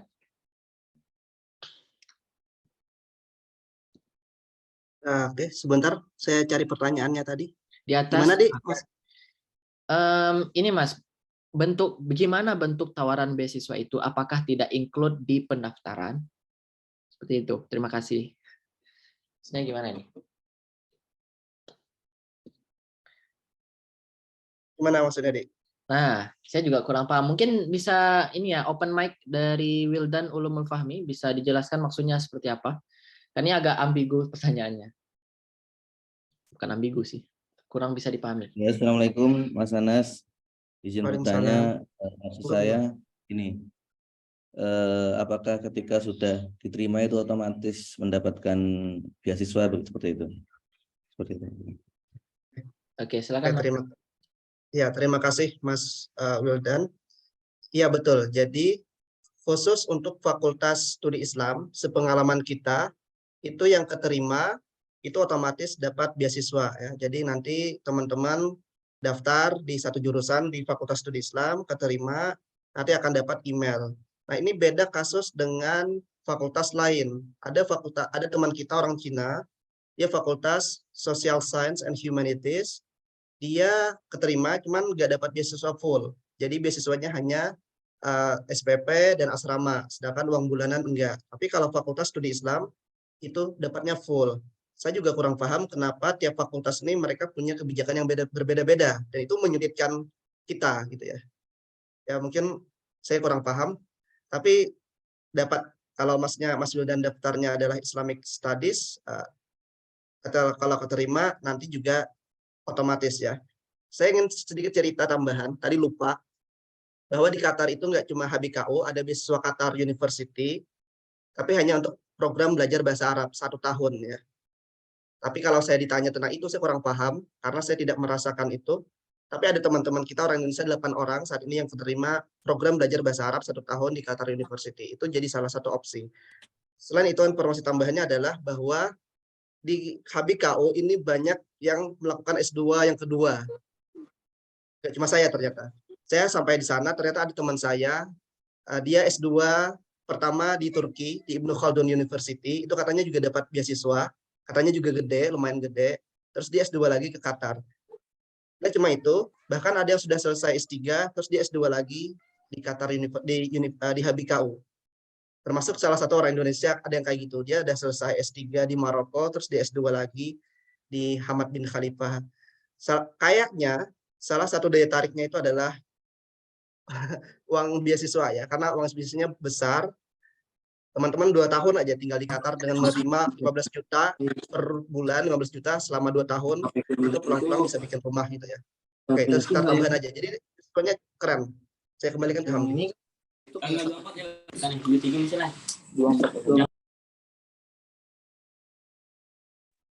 Oke.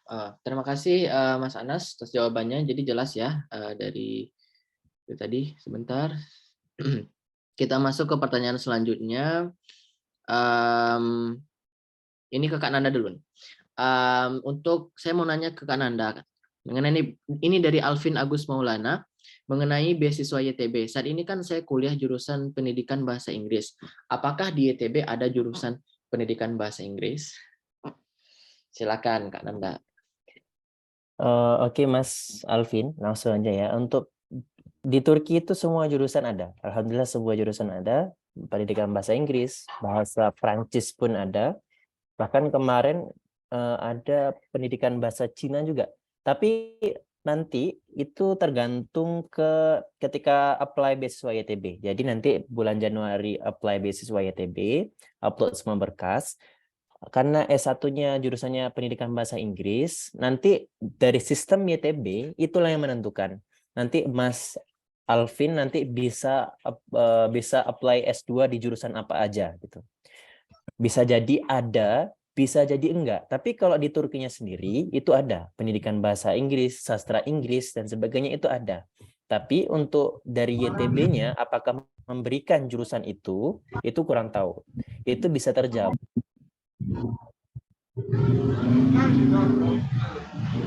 Halo, suara saya ada? Oh, tadi nggak open mic. Halo. Sebentar, Bang Nanda, Oke. tadi ada yang saya unmute. Oke. Malah ketekan punya keamunan. Sebentar. Oke, aman. Oke ya. Tadi udah berarti kedengar ya tadi. Jadi ketika nanti jawabannya nanti ketika Mas Alvin apply YTB di bulan Januari nanti, ketika udah upload semuanya, nanti ketika milih universitas dan milih jurusan di sistem TBBS, di sistem YTB nanti, nah disitulah Mas bisa ngecek, bisa nggak ngambil jurusan S2 pendidikan bahasa Inggris atau sastra Inggris. Karena jurusan bahasa Inggris di Turki kurang terlalu diminati. Karena nanti YTB sendiri ketika teman-teman udah kuliah di Turki, teman-teman harus ikut persiapan bahasa Turki selama 1 tahun. Dan nanti jawabannya ketika Mas ketika apply di sistem YTB. Jadi saya kurang tahu juga. Itu harus dicek sendiri ketika apply nanti. Seperti itu. Oke, terima kasih Kak Nanda. Kita lanjut ke pertanyaan selanjutnya nih untuk Mas Anas dari DV, nggak tahu sih siapa nih, pakai inisial ya. Untuk apply S3 usia hampir 50, untuk Mas Anas ya, apakah untuk apply S3 itu usia yang hampir 50 tahun itu bisa daftar ya Kak? Atau bagaimana? Terima kasih. Silakan Mas. Saya jawab singkat, iya bisa, tidak ada batasan usia. Saya ketemu orang yang udah ubanan gitu, S3 di sana ada. Jadi silahkan teman-teman tidak kenal usia di sini, silahkan daftar S2 dan S3. Terima kasih. Oke, jelas ya jawabannya. Selanjutnya ini dari Medina di Cianjur. Ada perkenalan sedikit ini. Pernah kuliah di UIN Bandung jurusan Pendidikan Bahasa Inggris. Langsung ke pertanyaannya, izin bertanya untuk kedua pemateri. Apakah ada kesempatan mendapatkan beasiswa bagi perempuan yang sudah berkeluarga untuk ikut tinggal di sana jika diterima, dan apa saja yang harus dipersiapkan untuk keluarga jika ada? Mungkin dari Mas Anas dulu. Ya, silakan. Oke, kalau di Qatar sendiri itu perempuan juga punya peluang yang sama, jadi tidak ada pembedaan apakah beasiswa ini hanya untuk laki-laki, itu nggak ada. Memang kemarin ada yang bertanya apakah kalau daftar ke Qatar karena Timur Tengah ya, jadi bayangannya apakah ke sana harus bersama mahram gitu ya, harus ada yang menemani. Saya jawab tidak. Kalau di Qatar sendiri itu teman sekelas saya, dia datang misalnya dari Rusia, datang sendirian ke Qatar. Sendiri bisa, terus bagaimana kasus dengan yang berkeluarga ya. Jadi kalau sendiri perempuan itu bisa. Jadi nggak ada pembedaan gender. Terus bagaimana dengan keluarga? Nah, di sini lagi-lagi tiap fakultas di HBKU itu beda-beda kebijakannya. Sebagaimana beda-beda kebijakan mereka terkait uang beasiswa. Jadi kalau Islamic Studies fakultasnya itu, jadi tadi saya cerita setiap summer itu bisa pulang ke Indonesia, uang bulanan tetap cair, dan tiket pesawat dibelikan gitu ya, tiap tahun gitu. Tapi di fakultas lain, khususnya fakultas teknik dan komputer itu nggak pulang, karena mereka biasanya summer itu punya kegiatan di lab. Kalau mereka pulang ke negara masing-masing, beasiswa nggak cair. Nah jadi tiap fakultas itu beda-beda. Terus tapi di fakultas kita itu uang tetap cair. Saya di Indonesia sekarang tetap cair uang beasiswa. Tapi untuk masalah keluarga, fakultas studi Islam itu agak sedikit rumit dibanding fakultas yang lain. Kalau fakultas yang lain cenderung mudah, fakultas studi Islam agak sedikit sulit. Saya kurang paham kenapa. Cuman saya sedang berusaha. Ada cara, tapi caranya bukan melalui pihak universitas. Jadi kita melalui pihak eksternal. Saya sedang lobby itu. Nanti insya Allah kalau saya berhasil, insya Allah berhasil karena sudah mau klop. Nanti kalau saya berhasil, bagaimana cara saya membawa istri saya ke sana, nanti hubungin saya, nanti insya Allah saya akan share. Tapi doakan dulu saya berhasil. Kalau saya berhasil nanti akan saya sharing. Kalau saya nggak berhasil nanti saya nggak ada yang di sharing gitu ya. Tapi insya Allah bisa bawa keluarga insya Allah. Ada caranya insya Allah. Seperti itu. Selanjutnya Nanda, monggo. Oke. Silakan. Kalau untuk orang yang sudah berkeluarga dan diterima menjadi awardee beasiswa YTB, Setahu saya ketika nanti sampai di Turki, mereka belum bisa membawa keluarganya. Misalnya perempuan belum bisa membawa suami dan anak-anaknya. Karena di tahun pertama itu kan ada persiapan bahasa Turki dan mereka itu wajib stay di dorm. Mereka wajib stay di asrama pemerintah selama 1 tahun. Kenapa? Itu diwajibkan. Kenapa? Karena untuk penyesuaian budaya dan juga bahasa Turki. Karena apa ya, ketika kita pergi ke Turki langsung stay di rumah membawa keluarga, nanti praktek bahasa Turkinya itu bakalan kacau. Sementara nanti perkuliahan dan kegiatan sehari-hari akan menggunakan bahasa Turki. Jadi YTB nanti teman-teman yang menjadi awardee dan punya keluarga, mohon maaf 1 tahun pertama atau sekitar 8 bulan pertama itu belum bisa membawa keluarga. Karena harus stay di asrama dan itu memang kebijakan dari pemerintahan, kebijakan dari beasiswa YTB. Nah, setelah nanti selesai persiapan bahasa selama 8 bulan, nanti baru bisa membawa keluarga, bisa stay di rumah dan akan diberikan tunjangan uang rumah gitu. Jadi harus selesai dulu selama 8 bulan persiapan bahasanya. Seperti itu, terima kasih. Oke, jelas ya pemaparan atau jawaban dari kedua pemateri. Masih ada waktu, kita lanjut. Ini banyak sekali pertanyaannya, sampai 20 yang ngantri. Nggak tahu ini bisa kita tuntaskan malam ini atau enggak ya, tapi kita mengalir aja, nanti tergantung pematerinya apakah sudah merasa sudah cukup atau gimana. Baik, selanjutnya ini sudah ditanyakan tadi, saya lanjut. Ini kepada Mas Anas ya, dari AD. Izin bertanya Mas Anas, bagi yang S1-nya pendidikan, jurusan pendidikan mungkin ya, apakah ada peluang masuk HBKU? Silakan. Oke, langsung saja. Peluangnya ada, cuman harus ganti jurusan. Karena jurusan pendidikan itu nggak ada. Seperti kasus teman saya, dia S1-nya akuntan, terus dia pengen sekali ke Qatar, ke HBKU, tapi nggak ada jurusannya. Dia akhirnya bantir setir, dia milih jurusan Women Society and Development, kajian perempuan dan pembangunan. Jadi kalau masnya punya background S1 pendidikan, silahkan kalau mau daftar di HBKU, tapi harus berganti arah ya, entah itu Islamic Studies, entah itu kajian sosial humaniora, atau yang lainnya. Tapi peluang itu ada, seperti itu.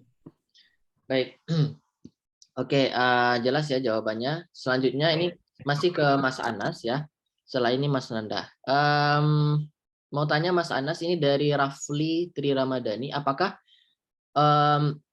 jurusan S2 Contemporary Islamic Studies itu lingkupnya memang general tentang isu-isu Islamic Studies seperti feminism, postkolonial atau yang lain, atau bisa ambil khusus tentang Quranic Studies-nya saja? Oke, terima kasih. Pertanyaannya bagus, Rafli. Kalau dulu di HBKU ini dulu ada jurusannya Quranic Studies. Dulu ada jurusan Contemporary Quranic Studies. Ada alumninya, orang Indonesia, namanya Anggi Zuhri, sekarang S3 di Triple IU itu. Cuman jurusan ini sudah tidak ada. Dia diganti dengan jurusan Contemporary Islamic Studies. Jadi kalau dulu ada, sayang sekali saya sekarang nggak ada, padahal kalau ada saya pengen juga di sana. Nah, akhirnya saya masuk di Contemporary Islamic Studies. Memang kalau mata kuliahnya itu general, semester pertama itu Foundation of Islamic Thought, kita belajar kayak pemikiran Islam klasik, Ikhwanus Shafa, terus Ibnu Tufail, Imam Asy'arani, dan seterusnya. Tapi di semester kedua kita mulai belajar contemporary, kayak postkolonial dan seterusnya. Meskipun demikian, kita tetap bisa nanti waktu menulis tesis kita tetap bisa tulis tentang Quranic Studies karena ada profesornya, yaitu Profesor Joseph Lombard. Jadi nanti Mas Rafli kalau ke Qatar, ke sana, nanti tetap bisa belajar Quranic Studies bersama salah satu jagonya juga, yaitu Joseph Lombard. Tapi sebelum masuk ke Quranic Studies kita perlu belajar hal-hal yang general dulu. Tapi itu sangat penting nanti untuk memetakan Quranic Studies. Saya rasa seperti itu. Saya kembalikan ke Hamdi. Oke, jadi jelas ya jawabannya. Kemudian kita ke pertanyaan selanjutnya, ini kepada Kak Nanda dari Berlian Puji Pangastuti. Assalamualaikum Kak, izin bertanya, durasi belajar S2 itu berapa lama ya? 2 tahun studi plus 1 tahun? Apakah 2 tahun studi plus 1 tahun persiapan bahasa atau bagaimana? Terus kalau persiapan bahasa beasiswanya udah berlaku, kelas persiapan bahasa beasiswanya itu sudah berlaku atau baru mulai waktu studi itu, Kak? Mungkin Kak Anda bisa baca lagi ya sendiri. Jadi kalau Tapi nggak sepertinya ini ketinggalan, Bang Hamdi. Di atasnya ada juga yang tanya itu. Oh Rahma gitu. Juwita itu. Nah, saya langsung baca sendiri Nggak aja apa-apa. ya. Boleh, Oke. boleh. Silakan. Apakah konten di proposal tesis itu harus berhubungan dengan Turki atau tidak? Itu intinya tadi saya baca. Jadi teman-teman yang untuk pendaftar S2 dan S3, untuk mini tesis dan mini disertasi atau proposal tesis dan disertasi, itu apakah harus berkaitan dengan Turki atau enggak? Kalau saran saya, kalau bisa output dari disertasi dan tesisnya itu berhubungan dengan Turki, karena itu nanti akan tentunya menarik untuk panitia yang seleksi. Itu akan berbeda value-nya ketika cuma pengen kuliah di Turki tapi tesis dan disertasinya membahas Indonesia, itu tentu akan berbeda value-nya. Kalau kita membuat tesis disertasi dan ada hubungannya Indonesia dan Turki, itu tentu akan lebih menarik untuk panitianya gitu. Dan itu akan lebih diterima. Saya kira seperti itu. Singkatnya seperti itu. Dan yang kedua dari Kak Berlian Puji Pangestuti, untuk durasi kuliah di Turki, khususnya S2, itu sebenarnya S2 itu 2 tahun.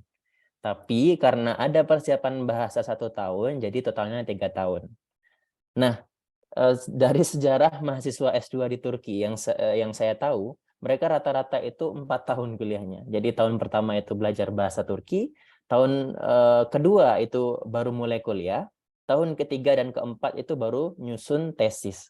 Karena nyusun tesis dengan bahasa Turki itu cukup berbeda, karena kita harus belajar bahasa akademik. Soalnya nanti tahun pertama kita sampai di Turki, kita akan belajar bahasa Turki, tapi bahasa Turki harian, bukan bahasa Turki akademik. Sementara nanti untuk nulis tesis, itu kita harus belajar sendiri bahasa akademiknya. Kita harus baca jurnal-jurnal dalam bahasa Turki, kita baca buku dalam bahasa Turki yang akademik, dan itu cukup menguras waktu, teman-teman, dan itu juga tidak mudah. Itulah ini saya sudah masuk tahun ketiga, bentar lagi masuk tahun keempat, dan sedang menulis tesis. Dan kesulitan terbesar, tantangan terbesar dalam kuliah S2, S3 di Turki, itu menulis tesisnya. Karena bahasa akademiknya itu cukup ribet, cukup menantang gitu, teman-teman. Jadi mungkin untuk pendaftar S2 dan S3 pada umumnya akan mengalami keterlambatan dalam penyelesaian masa kuliahnya seperti itu. Rata-rata S2 itu 4 tahun. Dan untuk S3 itu 5 tahun atau 6 tahun bahkan. Seperti itu. Baik, terima kasih Kak Nanda. Sebelum kita lanjut, ini saya tanya dulu ke pemateri, apakah mau tetap dilanjut? Maksudnya ini waktu kita sudah habis sebenarnya di waktu yang dijadwalkan. Kalau misalnya pemateri masih sanggup, masih punya waktu, kita bisa lanjutkan. Gimana Kak Mas Anas? Gimana? Kira-kira? Saya masih bisa. Masih bisa. Oke. Aman, masih bisa, Mas masih Nanda? bisa. Oke, siap. Masih bisa, Alhamdulillah kalau begitu ya. Ini teman-teman ini pada semangat semua ini bertanya terus. Oke, teman-teman kita lanjutkan. Sebentar ini ada beberapa pertanyaan yang mirip ya. Saya satukan saja. Misalnya ini untuk Mas Anas dari Lu'lu dan Muhammad Jinan. Ya, dua-duanya berkaitan tentang apakah ada tips untuk lulus tes wawancara. Ini untuk Mas Anas. Ya, sama-sama tentang tips lulus wawancara. Gimana Mas? Silakan Mas. Oke, terima kasih atas pertanyaannya, wawancara. Jadi wawancaranya online, full online. Cuman bukan pakai Zoom. Mereka punya aplikasi namanya Webex. Katanya itu secara keamanan lebih kuat daripada Zoom. Jadi mereka pakai itu. Dan saat itu saya masuknya telat karena problem teknis, karena itu aplikasi mainan baru bagi tangan saya. Jadi saya kesulitan. Nah, tipsnya teman-teman, waktu nanti mau wawancara, nanti teman-teman cari tahu dulu bagaimana cara menggunakan Webex. Jadi saat itu saya sampai telat, tidak lama sih, cuman saya sempat di email 2 kali karena saya disuruh masuk gitu. Terus saya bilang saya menghadapi problem teknis karena ini aplikasi yang baru bagi saya. itu yang terkait dengan media yang digunakan adalah Webex. Jadi full online. Jadi silakan teman-teman daftar karena semuanya full online dan semuanya gratis. Maksudnya tidak ada biaya pendaftaran. Kalau kawan-kawan daftar kampus lain itu mungkin ada berbayar. Kayak saya pernah daftar di kampus lain di UK, perlu mengeluarkan uang. Jadi kalau ini gratis. Nah, terkait wawancara, nanti yang mau wawancarain kita itu 3 orang, kita sendiri. Terus ada yang bertanya tentang masa lalu kita dalam kaitannya akademik ya, bukan masa lalu hal-hal yang nggak relevan, tapi kaitannya dengan akademik. Misalnya kita sebelumnya belajar apa, dan kita telah meneliti apa, bidang ketertarikan kita itu apa sebelumnya di S1 misalnya di S1. Atau kalau kita nulis tesis, nulis skripsi, dia akan bertanya, skripsi kamu dulu tentang apa? Jadi tentang apa dan bagaimana kamu menganalisanya. Nah, kalau kawan-kawan S1-nya di Turki nggak ada tesis, nggak ada skripsi, maka teman-teman cerita aja pengalaman final proyeknya apa gitu ya. Jadi masa lalu, pertama masa lalu. Terus yang kedua, mereka akan bertanya, kamu ke Qatar, ke HB kamu mau belajar apa? Jadi ya karena saya udah baca artikelnya Prof. Joseph Plumbat, ya itu yang senjata saya gitu ya. Jadi saya pas wawancara itu nggak kosong, saya sudah punya informasi bahwa di kampus Hamad bin Khalifa ini ada profesor namanya Joseph Plumbat. Beliau ahli di bidang Quranic Studies dan dekolonisasi ilmu pengetahuan. Terus selain itu di kampus ini juga ada misalnya center apa, misalnya saat itu saya mungkin menyebut center of moderation in Islam, karena Syekh Yusuf Qaradawi itu terkenal menyuarakan kita punya center wasatiyah Islam. Jadi itu bikin kesan ke pewawancara bahwa kita itu sudah tahu tentang kampus ini, profesornya kah, atau pusat studinya kah, atau kurikulumnya kah. Jadi seperti itu ya, itu membantu. Oh, anak ini udah siap nih, udah tahu banyak tentang kampus kita, silahkan datang. Jadi selain masa lalu, terus apa yang akan dipelajari, terus pertanyaan terakhir itu kemarin datang dari Joseph Plumbat, kamu pengen jadi apa di Indonesia? Wah itu, ya saya kasih tahu aja jawaban saya pengen jadi ini Prof, karena bla bla bla. Saya nggak akan cerita di sini lah ya, tapi saya saat itu cerita saya pengen jadi ini bla bla bla bla, karena tantangannya seperti ini bla bla bla. Oke, jadi secara umum 3 itu saja, masa lalu, apa yang mau dipelajarin, dan orientasi kita ke depan. Karena beliau-beliau akan menginvestasikan uangnya itu untuk orang-orang yang mungkin di masa depan menjanjikan. Tapi bukan berarti, nih kawan-kawan, bukan berarti yang diterima ini orang yang punya prestasi segudang di masa lalu ya. Jadi yang dilihat masa lalu itu hanya sebagai cerita awal aja. Siapa tahu mungkin masa lalunya nggak biasa-biasa aja, tapi punya keinginan yang bagus di masa depan. Itu akan menjadi prioritas juga. Jadi yang paling penting itu adalah pandangan ke depan sebenarnya. Karena Qatar itu ini sebenarnya beasiswa itu sebenarnya adalah diplomasi juga, supaya Qatar sama Indonesia dekat, Turki sama Indonesia dekat. Diplomasi budaya sebenarnya beasiswa itu. Mereka pengen menanamkan modal-modalnya orang-orang bagus lah, biar nanti jejaringnya. Jadi seperti itu ya, 3 poin tadi teman-teman. Saya kembalikan ke Hamdi. Baik, oke, jelas sekali ya jawabannya. Kemudian ada ini karena supaya mempersingkat saya jadikan 2 pertanyaan jadi 1 ya, maksudnya bisa jadikan 1 ini kembali ke Mas Anas, setelah itu ke Mas Nanda, dari Neni Zulfaningsih dan Nurma. Untuk yang dari Neni ini bertanya terkait dia sedikit cerita dulu bahwa Mbak Neni ini sedang menempuh pendidikan master di Thailand dan insya Allah selesai tahun depan. Nah, dia kalau mau masuk HBKU, apakah harus mencantumkan sertifikat bahasa Inggris atau tidak? Itu yang pertama, Mas. Kemudian, apakah ada informasi lebih detail atau website tentang fakultas sainsnya? Karena dia mau mencari tahu tentang profesor, seperti itu. Lanjut ya, Mas, biar agak cepat. Kemudian dari Nurma, ini agak panjang juga. Beliau ini adalah di kuliah di Unida Gontor ya tahun lalu. Nah, dia cerita tentang temannya perempuan dan mendaftar di HBKU, tapi ternyata temannya ini hanya mendapatkan beasiswa partly funded atau hanya 30% saja seperti itu beasiswanya. Jadi tidak full. Jadi dia ingin tanya, apakah beasiswa ini memang ada partly funded-nya atau bagaimana? Lalu apakah memang beasiswa ini prefer ke laki-laki saja gitu? Karena temannya ini ya dapat seperti itu dan dia juga bilang kalau belum ada awardee yang perempuan seperti itu. Dah, silakan Mas, silakan dijawab. Oke, terima kasih untuk Mbak Neni dulu. Kalau Mbak Neni S2-nya di Thailand dan sudah menggunakan bahasa Inggris, maka tidak perlu lagi mencantumkan sertifikat IELTS. Jadi satu syarat sudah terpenuhi. Jadi silakan daftar. Terus website resmi adalah di HBKU itu sendiri. HBKU nanti bisa ditulis di Google HBKU atau HBKU. Itu ada dua bahasa, mau yang bahasa Arab atau yang bahasa Inggris. Nanti silakan masuk ke College of Science-nya.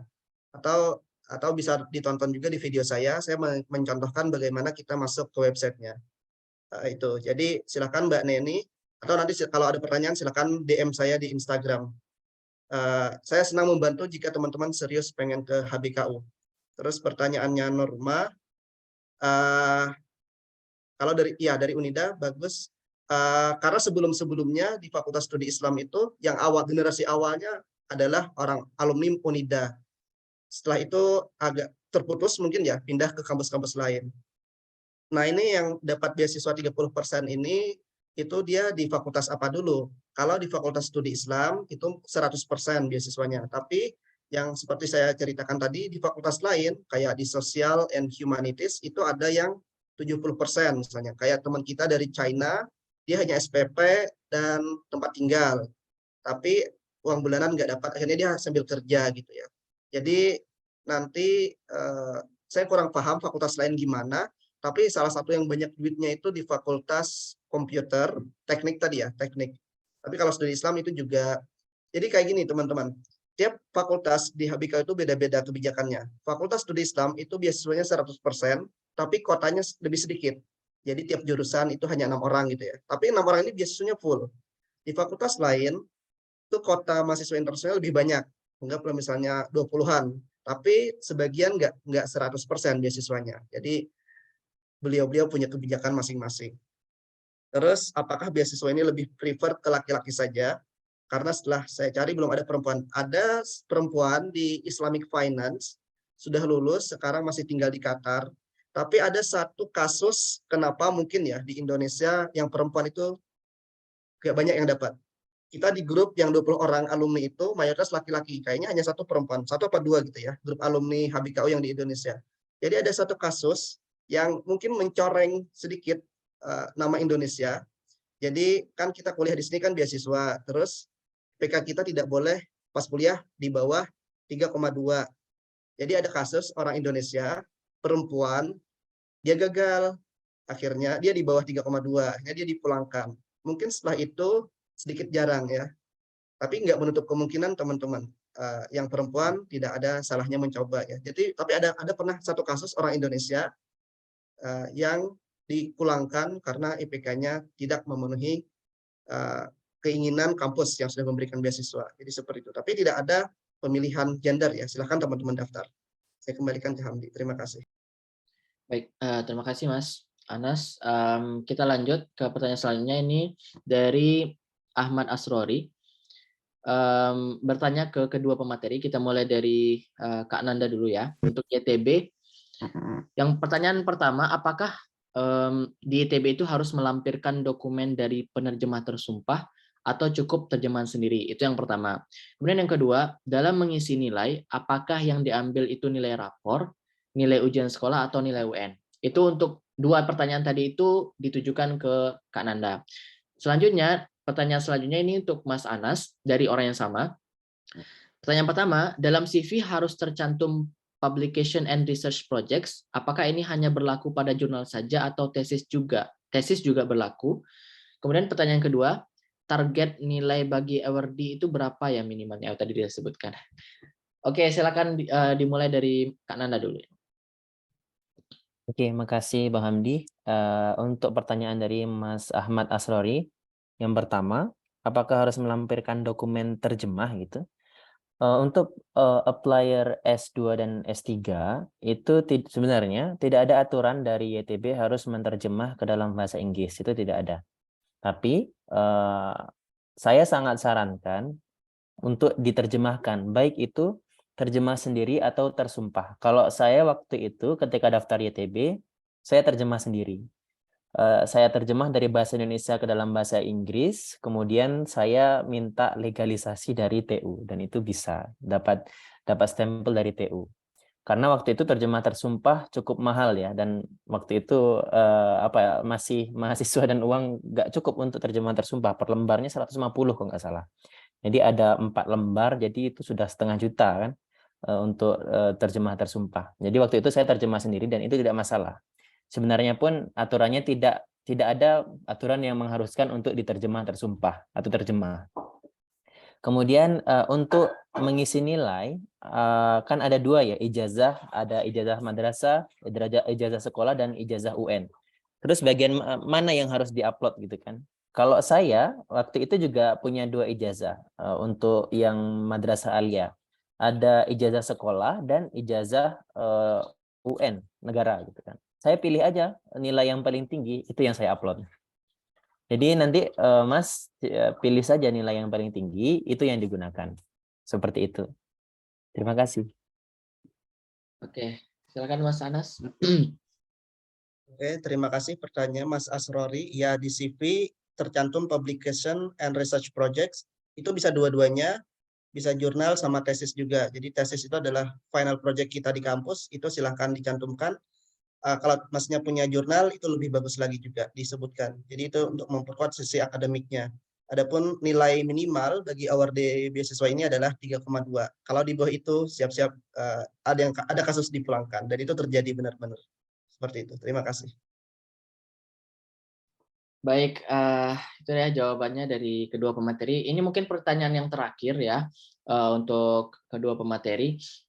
Kita mulai dari untuk pertanyaan ke Mas Nanda dulu dari Novita Kurnia Putri.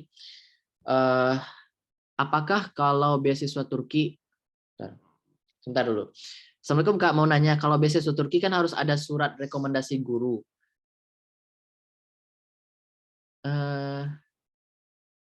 Aku nggak ngasih surat rekomendasi, jadi gimana ya? Gimana itu Kak? Coba Gimana? Novita Kurnia Putri. Ya. Assalamualaikum Kak, kalau Kak mau nanya, kalau beasiswa Turki kan harus ada surat rekomendasi guru. Aku nggak ngasih surat. Guru aku nggak ngasih surat rekomendasi. Jadi gimana ya? Nah, jadi untuk pendaftar beasiswa YTB itu diwajibkan untuk melampirkan surat rekomendasi minimal 1, maksimal 3.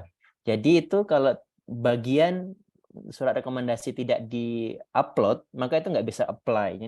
Jadi nih tombol untuk mendaftar itu nggak akan aktif. Jadi harus melampirkan surat rekomendasi. Itu wajib gitu Kak. Wajib. Jadi harus ada surat rekomendasi. Jadi teman-teman semuanya yang belum punya surat rekomendasi, jangan pikir surat rekomendasi itu surat yang susah untuk didapatkan. Jadi untuk mendapatkan surat rekomendasi yang paling mudah itu bisa datang ke, misalnya pengen apply jurusan keagamaan. Teman-teman bisa datang ke kantor Kementerian Agama terdekat. Jadi nanti tinggal bawa KTP, kemudian bawa brosur beasiswanya, datang ke sana, bilang aja ke petugasnya, minta tolong buatkan surat rekomendasi dari kantor Kementerian Agama gitu kan. Nah, mereka pasti akan buatkan. Karena saya dulu pernah coba di Jogja dulu, saya bukan warga Jogja, tapi saya datang ke kantor Kementerian Agama di Yogyakarta, dan mereka terima, mereka buatkan kok. Syaratnya yaitu nanti suruh bawa KTP, suruh bawa brosur beasiswa, dan nanti minta format surat rekomendasinya seperti apa. Itu salah satunya. Bisa juga minta surat rekomendasi dari tokoh masyarakat, ustadz di kampung, atau mungkin orang tua pun bisa memberi surat rekomendasi. Jangan sampai gara-gara kesulitan cari surat rekomendasi kita nggak jadi apply gitu. Itu sebenarnya mudah cari surat rekomendasi gitu. Kecuali untuk pendaftar S2, S3 ya. Kalau untuk S2, S3 saya kira itu memang harus serius. Surat rekomendasinya memang harus dari dosen lah minimal. Gelarnya paling enggak lulusan S2 atau S3. Kalau bisa profesor gitu. Seperti itu. Oke. Terima kasih. Terima kasih Bang Nanda. Kemudian untuk Mas Anas, Mas Anas ada beberapa pertanyaan ini. Mungkin ini saya ambil dari Faisal Asmi Basyaiban. Dia bertanya, setelah selesai dari Kanada dengan LPDP kan ada masa pengabdian dulu ya Mas gitu. Tapi kok Mas Anas bisa langsung apply ke Qatar itu gimana? Itu yang yang pertama. Kemudian yang kedua, saya alumni UIN tapi hanya menguasai bahasa Inggris dan 0 untuk penguasaan bahasa Arab. Walaupun bahasa pengantar menggunakan bahasa Inggris, apakah penguasaan bahasa Arab juga diperlukan di sana, terutama untuk daily activity dan lain-lain? Silakan, Mas. Oke, ada 2 pertanyaan. Faisal Azmi. Jadi kalau LPDP memang ada syarat pengabdian setelah pulang ya, yaitu 2N+1, 2 kali masa studi plus 1. Jadi masa studi saya di Kanada itu 1 tahun kali 2 tahun plus 1, 3 tahun. Jadi saya harus mengabdi di Indonesia 3 tahun. Nah, tapi LPDP punya kelonggaran bagi mereka-mereka yang pengen melanjutkan kuliah ya. Jadi yang nggak boleh sama LPDP adalah setelah kita kuliah nih, kita tinggal di sana, di luar negeri, kita kerja, menghasilkan uang untuk kekayaan diri sendiri. Itu yang tidak boleh. Tapi kalau kita pengen lanjut S3 ya, mayoritas sih lanjut S3, karena banyak orang berpikir buat apa S2 lagi. Mending saya S3. Itu banyak kasusnya. Dia udah selesai S2, dia langsung lanjut S3. Tapi yang S2 lagi, itu saya sama beberapa teman ada. Cuman masih sedikit. Tapi kalau alasan kita adalah pendidikan, bukan untuk memperkaya diri sendiri gitu ya. Jadi itu ada kebolehan dari LPDP untuk kita lanjut pendidikan.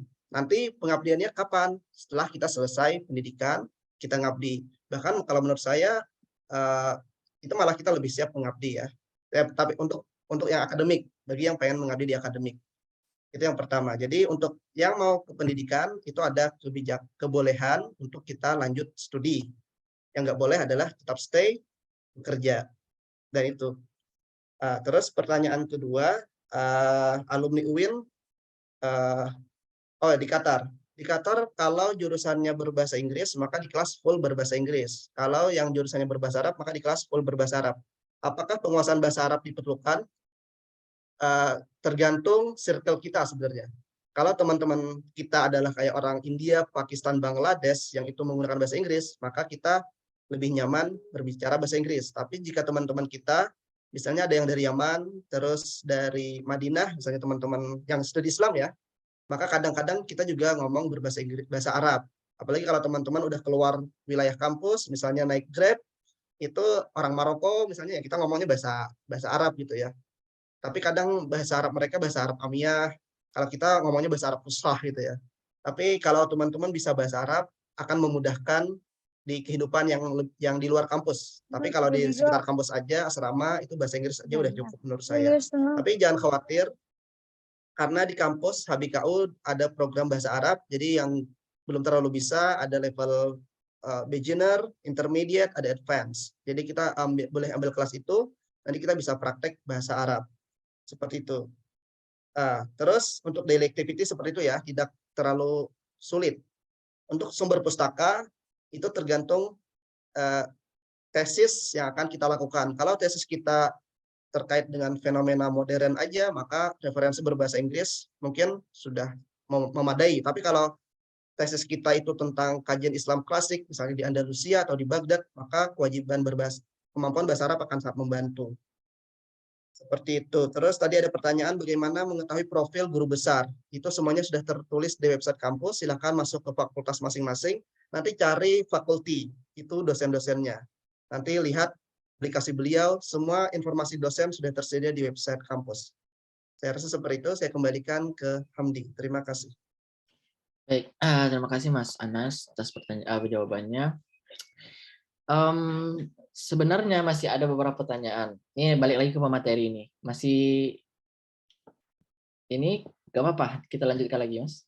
Mungkin ini 2 pertanyaan terakhir ya. Gak apa-apa ya, Mas Nanda, Mas Anas, gak apa ya, oke. Jadi teman-teman kita cukupkan dari yang ini ya. Jadi mohon tidak dikirim lagi pertanyaan di chat. Kita ambil dari ini untuk Mas Nanda dari Nurma. Assalamualaikum Kak Nanda, tahun lalu saya beasiswa TDV dan YTB. Qadarullah saya diterima di TDV hanya sampai tahap wawancara dengan mengangkat topik tentang Said Nursi. Nah, untuk YTB saya tidak diterima. Pertanyaannya, apakah untuk template LOI itu perlu dibedakan antara beasiswa TDV dan YTB? Apakah ITB itu memang lebih sulit dari TDV? Mohon pencerahannya, Kak. Silakan. Langsung jawab aja ya. Sebelumnya mohon maaf Kak, untuk beasiswa TDV itu saya kurang tahu ya nanti template LOA-nya seperti apa. Tapi mungkin pasti ada perbedaan karena yang memberikan memberikan pengelolanya beda. Kalau TDV itu dikelola oleh Kementerian Agama Turki, kalau YTB itu dikelola oleh Kementerian Kepemudaan Turki gitu. Tapi sulit yang mana itu saya kurang tahu. Tapi kalau persaingannya lebih banyak yang mana, lebih banyak yang YTB seperti itu.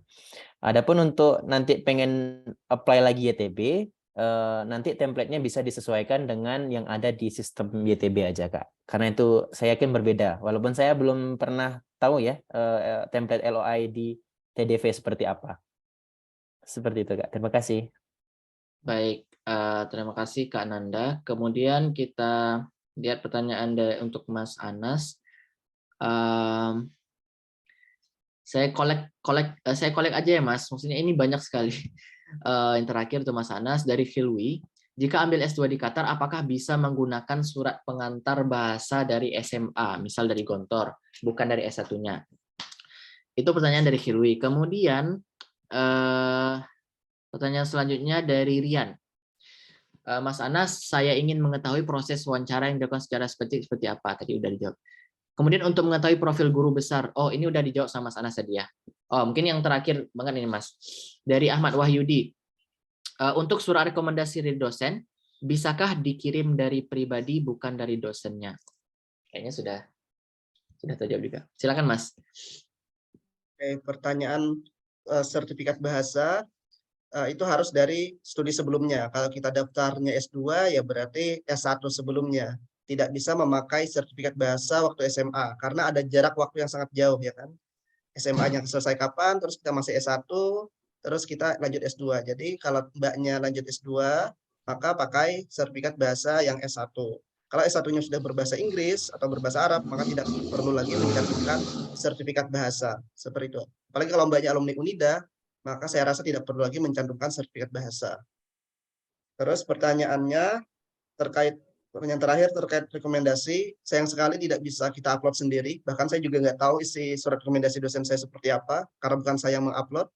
Jadi langsung dosen yang bersangkutan, 2 dosen yang bersedia untuk mengupload sendiri. Jadi nggak bisa pakai cara kayak Nanda tadi, misalnya minta surat rekomendasi dari Kemenak, karena kita harus upload sendiri kan surat seperti itu. Tapi untuk Qatar ini kita tidak bisa. Bahkan mungkin kasus Hamdi juga seperti itu ya kalau nggak salah ya. Hamdi daftar di Oxford juga bukan Hamdi yang mengupload tapi dosen ya Hamdi ya. Ya benar Mas, benar-benar. Ya, beberapa kampus memang seperti itu modelnya. Saya rasa itu jawabannya. Saya kembalikan ke Hamdi. Baik, terima kasih atas jawabannya dari Mas Anas dan Kak Nanda. Terakhir ini tadi ada dari Muhammad Imam Munzir bertanya apakah bisa memberikan informasi terkait mini tesis beserta contohnya. Mungkin ini nanti saya coba tanyakan aja ke pemateri ya, apakah ada contohnya atau bagaimana. Nanti kalau memang ada, saya akan kirimkan seperti itu di grup. Gimana Mas? Apakah seperti itu? Atau mau dijawab dulu? Ini yang terlewat sih tadi. Gitu ya Mas Nanda. Gimana Mas Anas? Apakah mini tesisnya ini ada butuh dijawab? Kalau di kita tidak ada persyaratan harus submit mini tesis. Kita hanya personal statement dan itu hanya 1 lembar. Jadi kita nggak punya mini tesis proposal penelitian itu nggak punya. Oh, oke. Kalau Bang Nanda gimana ini? Sama ya? Bisa nanti insya Allah di-share. Oke, siap. Nanti di-share ya, teman-teman. Baik, sepertinya sudah selesai ya untuk pertanyaannya, dan saya yakin teman-teman masih punya beberapa pertanyaan yang lain, tapi nanti mungkin bisa ditanyakan secara langsung saja kepada pemateri, karena keterbatasan waktu kita di forum ini. Terakhir, sebelum kita masuk ke closing statement, mungkin saya minta ini dulu bantuan teman-teman, kita foto dulu mengabadikan momen, karena momen ini juga, momen itu perlu diabadikan karena momen hanya sekali ya dalam seumur hidup. Jadi kita abadikan. Teman-teman yang belum menyalakan kamera mungkin bisa nyalakan kamera ya, kita foto dulu karena ini adalah, jadi untuk memberi sekedar informasi, ini adalah webinar yang terbanyak sejauh ini ya, tadi sudah sampai 69 peserta. Sekarang yang bertahan baru sudah 50. Ini sudah ada yang ini. Jadi teman-teman yang belum menyalakan kamera, mohon bantuannya, kita abadikan momen. Oke, terima kasih. Oke, yang masih belum, kami tunggu.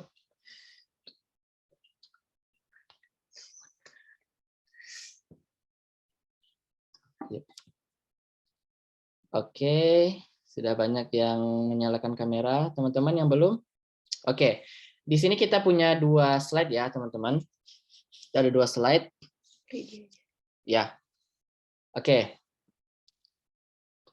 Sebentar. Boleh dipasang senyum terbaiknya, teman-teman. Kalau mau sama pasangannya juga boleh. Seperti saya nih, sama istri saya foto. Mas Anas mau diajak nggak Mbak Imahnya? Ya, kasihan Nanda, saya nemenin Nanda aja. Oke, siap. Saya jadi ini ya, mediator aja ya. Oke, teman-teman ya. Oke, baik. Kita mulai ya sesi pemotretannya. Silakan dipasang senyuman terbaiknya. 1, 2, 3, cheese. 1, 2, 3. Oke, lagi. 1, 2, 3. Oke, kita ke slide selanjutnya.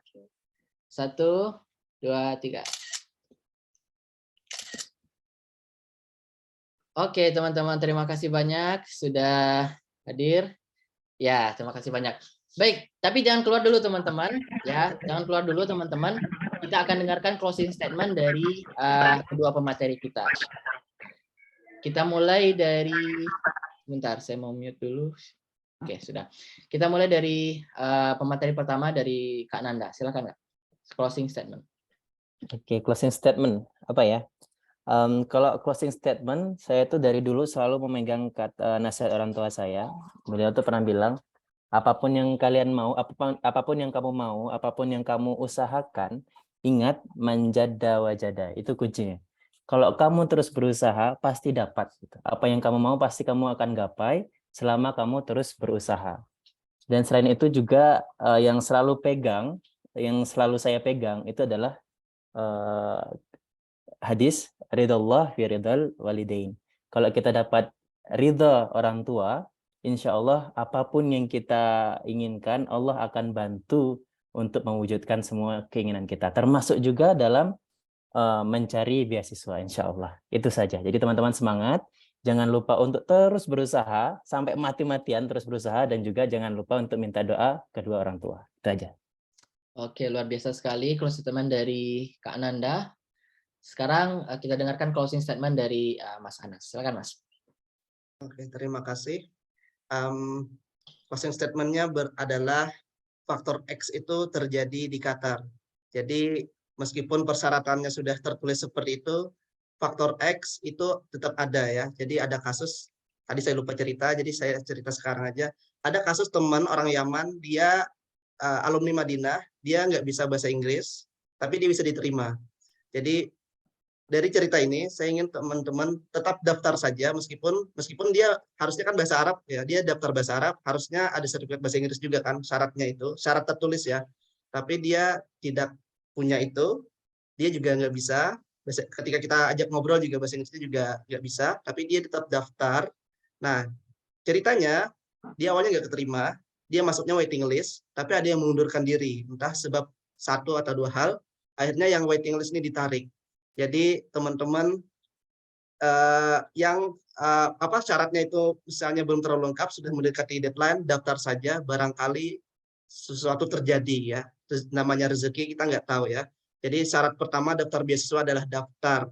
Teman-teman hadir di sini belum menjamin teman-teman akan dapat beasiswa, tapi kalau teman-teman daftar, itu setidaknya 50% sudah penerima beasiswa lah ya. Kalau nggak daftar 100% bukan penerima. Tapi kalau teman-teman daftar, minimal 50% lah. Nanti sisanya serahkan kepada Allah. Karena lagi-lagi faktor X itu benar-benar terjadi dalam dunia perbeasiswaan. Saya rasa itu, saya kembalikan ke Hamdi. Terima kasih. Assalamualaikum warahmatullahi wabarakatuh. Waalaikumsalam warahmatullahi wabarakatuh. Oke, terima kasih Mas Anas atas closing statement-nya. Jadi teman-teman semuanya, itulah pemaparan dari kedua pemateri kita dan rangkaian dari acara kita pada hari ini. Sekali lagi atas nama Sentri Cendekia kami mengucapkan terima kasih banyak kepada pemateri Mas Anas dan Bang Nanda atas kesediaannya untuk meluangkan waktu di acara ini, dan juga terima kasih banyak kepada teman-teman yang sudah bergabung dalam acara ini. Semoga melalui platform ini, melalui acara ini, ya setidaknya ini menjadi wasilah bagi kita, salah satu upaya kita untuk bisa mencapai apa yang kita impikan, dan mudah-mudahan Allah mengijabah doa kita yang ada di dalam forum ini, seperti itu. Baik teman-teman, saya ucapkan sekali lagi terima kasih banyak dan mohon maaf atas segala kekurangan. Sampai jumpa di acara-acara Santri Cendekia selanjutnya. Mohon doanya juga agar Santri Cendekia ini bisa bertahan dan bisa lebih mengembangkan sayap untuk untuk santri, pesantren, dan dunia keislaman secara umum. Terima kasih banyak Mas Anas, Mas Nanda, dan teman-teman semuanya. Kami akhiri. Wassalamualaikum warahmatullahi wabarakatuh. Oke. Terima kasih banyak Hamdi. Amin. Ya Mas, sampai jumpa di mana ya? Terima kasih banyak teman-teman. Nanda, terima kasih semuanya. Ya, sama-sama. Ya, terima kasih teman-teman. Silakan.